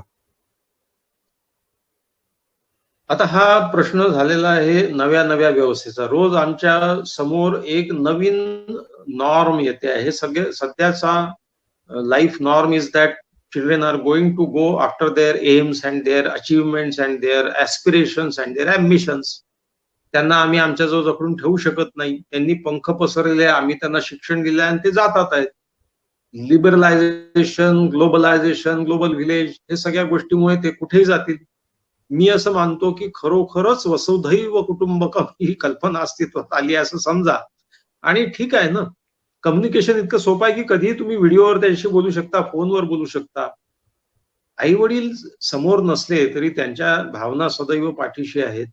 मला असं म्हणायचं आहे की शेवटी काय आहे, अल्टिमेटली तुमचा आनंद कशात आहे ते ओळखा. सुखाच्या लोकांच्या कल्पनांच्या मागे धावू नका. मला एवढं पॅकेज मिळणं किंवा मला या कंपनीत प्लेसमेंट मिळणं किंवा मी गुगलमध्ये काम करतो, मी फेसबुकमध्ये काम करतो, या गोष्टीपेक्षा जास्त आतला आवाज असा, त्या आवाजाचं ओळखा की मला कशात आनंद मिळाला. आणि मला अतिशय आनंद होतो की अनेक IT इंजिनियर्स फार मोठ्या पोस्ट सोडून NGOचं काम करतात भारतामध्ये आहेत आणि अपार कौतुक आहे त्यांच्याबद्दल. पण जे तिथे राहतात आहेत ते सुद्धा चांगलेच आहेत आणि ते काहीतरी अचीव करतात आहेत. त्या अम्बिशन्स, ऍस्पिरेशन्स पूर्ण करताना आनंदाची भावना आहे का, हा महत्वाचा भाग आहे. आणि दरवेळी तिथून येऊन मग आईवडिलांजवळ राहणं म्हणजेच आनंद आहे असंही नाही आहे. It's not so. आमच्या पिढीसाठी, म्हणजे माझ्या पिढीसाठी मी तरी हे म्हणेल की त्यांच्या ऍस्पिरेशनच्या आड आम्ही येता कामा नये. करू द्या, पण त्यांना जर त्याच्यामध्ये आनंद कमी वाढत, इथे जास्त वाढत असेल, जरूर त्यांनी यावं, ज्यांना वाटतं यावं त्यांनी. पण हा ज्याचा त्याचा प्रश्न आहे. आणि आपण म्हणतो सुख हे व्यक्ती सापेक्ष आहे. त्या व्यक्तीला त्या परिस्थितीमध्ये, Wien you are in his shoes, त्याला त्याच्यात आनंद, पण तुमचा आनंद आहे का त्याच्यात हे ओळखा. आणि कधीही स्वतःची तुलना इतर काय करतात याच्याशी करू नका, पण त्या तुलनेला काय, तुलना अंतहीन आहे.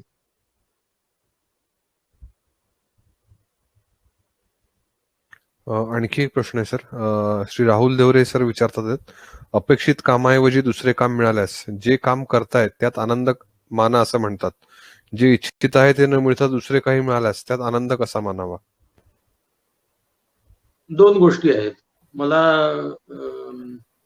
म्हणजे हा फार मोठा डिसिजन मेकिंगचा विषय आहे की मला एका तरुणाचा फोन आला आणि तो असं म्हणाला की मी ज्या फर्म मध्ये काम करतोय त्याच्यापेक्षा मला जे आवडते त्याची मला ऑफर आली आहे, पण ते असं म्हणतात की तू रेसिग्नेशन दे, इथे 3 महिन्यांनी जागा रिकामी होणार आहे आणि तुला इकडे यायचं आहे. तर मी रेसिग्नेशन, समजा तिकडे नाही जागा झाली, नंतर पुन्हा 6 महिने पुढे ढकलले, मी काय करू? हेही जाईल हातचं, तेही जाईल. तर मी असं त्याला म्हटलं की डिसिजन मेकिंग हा एक फार मोठा विषय आहे आणि we don't always decide logically, we decide emotionally also. Risk taking आहे, त्याच्यात आस्पेक्ट आहे. पण आता हे यांनी जो प्रश्न उपस्थित तो महत्वाचा आहे.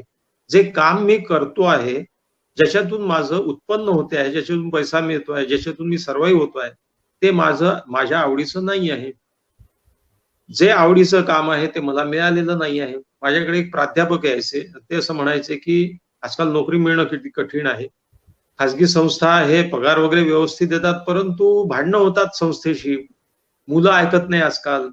शिकवणं नीट शिकून घेत नाहीत. वातावरण बिघडलेलं आहे शैक्षणिक. आणि मुख्य म्हणजे माझे काही तत्व आहेत आणि त्याच्यात मग आडालो कोणी की मला ते आवडत नाही. मग माझा दिवस फार, मग मला सकाळी कॉलेजला जायचं या कल्पनेने माझ्या डोक्यावर मनामनाचं ओझं पडल्यासारखं होतं.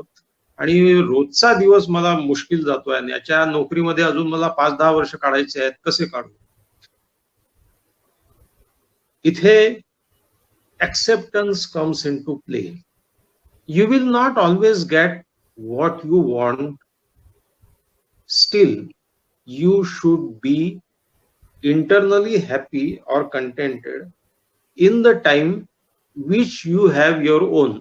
नोकरी संपल्यानंतर तुम्ही घरी येता, तुम्ही हे ऍक्सेप्ट करा की हे लोक असे असे आहेत आणि ते आपल्याशी असे असे वागतात, जे मला आवडत नाही. त्याच्यामुळे हे सगळं वातावरण जे आहे ते मला अगदी त्याचा त्रास होतो. पहिली गोष्ट अशी की तुम्ही असा शोध घ्यायचा प्रयत्न करा की या विषयातही काही इंटरेस्टिंग असेल, या लोकांच्या काही अडचणी असतील, की या लोकांचे ते स्वभाव असतील, त्या माणसाला समजून घेण्याचा प्रयत्न करा की तो असा का वागतोय. कारण आपण त्याचा विरोध नाही करू शकत, आपण त्याला टाळू नाही शकत, सहनही होत नाही, सांगता येत नाही अशी काही परिस्थिती. तशा स्थितीमध्ये समजून घेण्याच्या प्रयत्नांनी तुमचा क्षोभ कमी होऊ शकतो. माझी युटर्न नावाची एक कथा आहे, तिचा आता दृश्य स्वरूपात एका मालिका स्वरूपात येते आहे की तो पेशंट माझ्यावर रागावला आणि मला भयंकर राग आला. तो म्हणाला माझे पैसे परत द्या, तुम्ही ट्रीटमेंट दिली आणि त्याचा काही फायदा नाही झाला. तर मी त्याला असं म्हणालो की फायदा झाला की नाही झाला याच्यावर ट्रीटमेंट हे काही दुकान आहे का वगैरे असं मी म्हणालो असतो. याच्यापूर्वी मी म्हणालो होतो अनेक पेशंटना की माझं ओपिनियन हाच मला फी असते, मी नाही देऊ शकत. पण तो माणूस गरीब होता आणि मग मी विचार करायला लागलो की हा असं म्हणतो आहे, याचा मला भयंकर राग येतो आहे, हेही मला समजते आहे. पण लेटस सी की हा असं का म्हणतोय. गरीब माणूस आहे, कचाट्यात सापडलेला आहे, ते 500 रुपये त्यासाठी फार आहेत. काही अडचणीत असेल, आज काही त्याच्या घरी वाईट झालं असेल, आज कदाचित त्याचं मूड नसेल, आज कदाचित. मी असा विचार करायला लागल्याच्या नंतर मला ती स्थिती असह्य झाली नाही. नाहीतर मला असं वाटायचं की हा दवाखाना बंद करतो आणि चालला जातो, फालतू रोजच्या लोकांच्या कटकटी कोण ऐकत असेल. पण जेव्हा मी हे एक्सप्लोरेशन सुरू केलं तेव्हा मला असं वाटलं की नाही, it's interesting to know why man becomes. वा वा, काय छान शिव्या देतोय, वा काय छान रागवलेला आहे, पाहू तो खरी हा खावर रागवलेला असा का असा बोलतो आहे. तेव्हा ऍक्सेप्टन्स आहे असं आहे आणि माझं अर्थार्जन याच्यावर अवलंबून आहे, मला राहणं भाग आहे. मग मी त्या प्राध्यापकांना असं म्हणालो की 5 वाजता तुम्ही घरी येताना, घरी आल्याच्या नंतर तुमच्या आवडीच्या सगळ्या गोष्टी तुम्ही करा, बगीचा काम करा, गाणे ऐका, मित्रांशी फोनवर बोला, विसरून जा, स्विच ऑफ स्विच ऑन. माणसाला जेव्हा एखादी स्थिती असह्य होते तेव्हा कंपार्टमेंटलाइज करता आलं पाहिजे. कंपार्टमेंटलाइज म्हणजे या ठिकाणी हे होणार, ऍक्सेप्टेड, ठीक आहे, किती 10 ते 5 वाजता मी माझा आहे ना, राम राम, चला जा, मग मी माझा. मग हे मी कंपार्टमेंट वेगळं ठेवू शकतो. विन्स्टन चर्चिलनी दुसऱ्या महायुद्धाच्या दरम्यान उत्तम पेंटिंग्स काढलेली आहे आणि त्यांनी नोबेल पारितोषिक मिळालं त्याला पुस्तकासाठी. त्या history of English speaking people नावाचा मोठा टप्पूच्या टप्पू ग्रंथ लिहिला. तर चर्चिल असं लिहितो की जेव्हा त्या सेनाधिकाऱ्यांसोबतची बैठक संपली, किती वाजता संपो, की मी माझ्या स्टडी रूम मध्ये यायचो आणि तिथे कॅनव्हास, पेंट्स आणि हे असायचं, लिखाण काम कर, चित्र काढ. I used to do that. Churchill रोज मद्यप्राशन करायचा, तिकडे लोक सगळेच करतात, चिरूट प्यायचा. चर्चिल लठ्ठ होता. चर्चिलच्या डोक्यावर दुसऱ्या महायुद्धात जगातल्या सगळ्यात जास्त टेन्शन कोणाच्या डोक्यावर असेल, चर्चिलच्या डोक्यावर होतं. चर्चिल 90 वर्ष जगला. त्याचं कारण कंपार्टमेंटलायझेशन. ही गोष्ट बाजूला, हे तर माझा काही आता संबंध नाही, आता मी माझा, असं काहीतरी करता येईल. पुढचा प्रश्न आहे सर, गोविंद कुलकर्णी सर विचारतात आहेत. सर, आजार घेऊन आनंदी कसं राहायला हवे? सतत आजार गुंतागुंत वाढत असेल आणि बाहेर येणारा मार्ग दुसरा असेल तर सुखी कसं राहायचं? फार महत्वाचा प्रश्न आहे. Physical illness is a reality, pain is a reality. ते काही मनातून निर्माण झालेलं किंवा मनानेच काहीतरी केलेलं नाही आहे. अगदी बरोबर आहे. पण मग मी बोलण्याच्या ओघात एक म्हणालो की आनंद हा तुम्ही निरोगी आहात की आजारी आहात याच्यावरही अवलंबून नसतो, असंही बऱ्याचदा दिसतं. बघा, हे जग काय आहे आम्हाला दिसते तसं आहे. आमच्या परसेप्शनवर त्या गोष्टी अवलंबून आहेत. एकाच घरामध्ये एक वाईट घटना घडते, एखादा मृत्यू होतो. त्या 5 सदस्य असतील कुटुंबामध्ये, एकाला भयंकर दुःख होते, तो ग्रीफ रिॲक्शन मध्ये जातो, 6 महिने तर काहीच करू शकत नाही. दुसरा 4 दिवसात कामाला लागतो. असं का बरं होतं? घटना तिथेच घडली आहे आणि त्यांच्याच भोवताली घडलेली आहे. पाहण्याचा दृष्टिकोन. असं म्हणतात की अगर परिस्थिती नाही बदल सकते तो मनस्थिती बदलो. सिंपल वाक्य वाटलं तर सुद्धा फार महत्वाचं आहे. याचं कारण असं की ताण हा परिस्थितीत नसून मनस्थितीत असतो, असं आपण नेहमी म्हणतो. म्हणजे ताण घेणाऱ्यावर अवलंबून आहे, त्या घटनेमध्ये नाही आहे. म्हणजेच घटना न्यूट्रल आहे. म्हणजे घटना कुठल्या आजाराची आहे. आजार तर मला होतो, वेदना मला सहन करावं लागतात. ह्या आजारातही आपली मनस्थिती आनंदी ठेवणं, कमीत कमी संतुलित ठेवणं, शांत ठेवणं, हे एक फार मोठं चॅलेंज आहे. हे चॅलेंज घेण्यासाठी तुम्हाला, मी असं मानतो की तत्वज्ञानाचा आधार घ्यावा लागेल. आणि आपल्या देशामध्ये ऑरोबिंदो नावाचे फार मोठे योगी ऑरोबिंदो म्हणतात त्यांना. हे ICS ऑफिसर होते, कलेक्टर होते त्या काळचे, ब्रिटिशांच्या काळातले. ते नंतर क्रांतिकारी झाले. त्याचंही सगळं त्यांना वैफल्य वाटलं या सगळ्या गोष्टीमध्ये आणि ते या सगळ्या गोष्टीच्या वर गेले आणि ते योगी झाले, तत्वज्ञ झाले. आणि त्यांचं तत्व एकच गोष्ट सांगते की तात्विक दृष्टी हा आमच्या रोजच्या आयुष्यातला भाग झाला पाहिजे. आणि मीही असं मानतो का हे जग फार विषम आहे. याच्यात सगळ्या गोष्टी सगळ्यांना, life is never fair to all. आम्हाला पाहिजे त्या गोष्टी मिळत नाही. प्रत्येकाला खंत असते. अनेक गोष्टी आमच्या मनासारख्या होतातच असं नाही. आणि सगळ्यात महत्वाची गोष्ट म्हणजे सज्जनांच्या वाट्याला वाईट घटना येतात, दुःख येतं. मग त्यावेळी असं वाटतं की या जगाची काही व्यवस्था आहे की नाही, या जगामध्ये आपण आस्तिक असतो, आपण परमेश्वर मानतो, आपण देव मानतो, आपण म्हणतो असं कसं देव करतो. सज्जन माणसाच्या वाट्याला दुःख येते, चांगल्याच्या वाट्याला वाईट घटना येतात. आजार ही त्यातलीच एक गोष्ट आहे, विशेषतः क्रॉनिक इलनेस. माझं असं मत आहे की इथे तत्वज्ञान म्हणजे philosophical point of view comes into play. And this is the area where philosophy and psychology transcends each other. तो तत्वविषयक दृष्टिकोन असा आहे की आपल्या अस्तित्वाकडे, स्वतःकडे पाहण्याचा एक साक्षी भाव जागवणं. हा आजार असलेला माणूस कोण आहे, याला काय काय त्रास होत आहे, याच्यापासून स्वतःला विलग करून घेणं साक्षी भावाने. इथे हे बुद्ध प्रणित माइंडफुलनेस, साक्षी भाव, being detach from your self, ह्या सगळ्या गोष्टी येतात. हा फार मोठा विषय आहे, मी याला फक्त टच करू शकतो, मलाही त्याची सखोल माहिती नाही. पण मला असं वाटतं की आयुष्याविषयी एक दूरस्थ नजरेने, साक्षी भावाने स्वतःविषयी जर विचार केला तर कदाचित माणूस या वेदनेपासून स्वतःला वेगळा होऊ शकेल, करू शकेल. आणि त्या स्थितीतही किमान समाधानी राहू शकेल म्हणा, किंवा ट्रँक्विल राहू शकेल, शांत राहू शकेल, सहन करू शकेल, सहनशीलता वाढू. शेवटी काय आहे, पेन इज सायकोजेनिक, पेन परसिव्ड आहे, पेनची स्केल नाही आहे. या जगामध्ये तुम्हाला ब्लड शुगर मोजता येईल, बाकी कोलेस्ट्रॉल मोजता येईल, पण पेन नाही मोजता येणार. किती पेन म्हणजे इतके मार्क किती आहे, इट इज परसिव्ड, ज्याची ज्याची व्याप्ती आहे. दुसऱ्या महायुद्धामध्ये एक स्टडी झाली आहे, का अॅनेस्थेटिस्ट होता त्यांनी स्टडी केलेली आहे की महायुद्धात जायबंदी झालेले सैनिक जेव्हा तिथून हलवल्या जात होते तेव्हा भयंकर मोठे आघात त्यांच्यावर, त्याच्या मांडी कापल्या गेलेल्या आहे, पण त्याला पेन दिसत नव्हतं. आणि मी जेव्हा हॉस्पिटलमध्ये काम करायचो तेव्हा दिसायचं की नुसती सुई टोचली की करून ओरडणारे लोक होते. तर ते सांगितलं की पेन इज ऑल्सो काय म्हणतात रिलेटिव्ह. वेदना ही सापेक्ष आहे. म्हणून मग आजार हाही कसा घ्यावा हे सापेक्ष आहे. तुम्ही जर समाधानी वृत्ती बाळगली आणि जीवनावर विश्वास ठेवला, जीवनातल्या चांगल्या गोष्टीवर, तर कदाचित तुम्ही या आजारातून निर्माण होणाऱ्या मनस्थितीचा आणि वेदनेचाही मुकाबला करू शकाल. खूप छान सांगितलं सर. माझ्या मते प्रश्न संपलेले आहेत. आणखी कोणाला काही विचारायचं आहे? तासभर सव्वा तास उलटून गेला. हो, तर बऱ्यापैकी प्रश्न सर सगळे झालेले आहेत. तर आपण वेबिनारच्या एंडला आपण हे करू.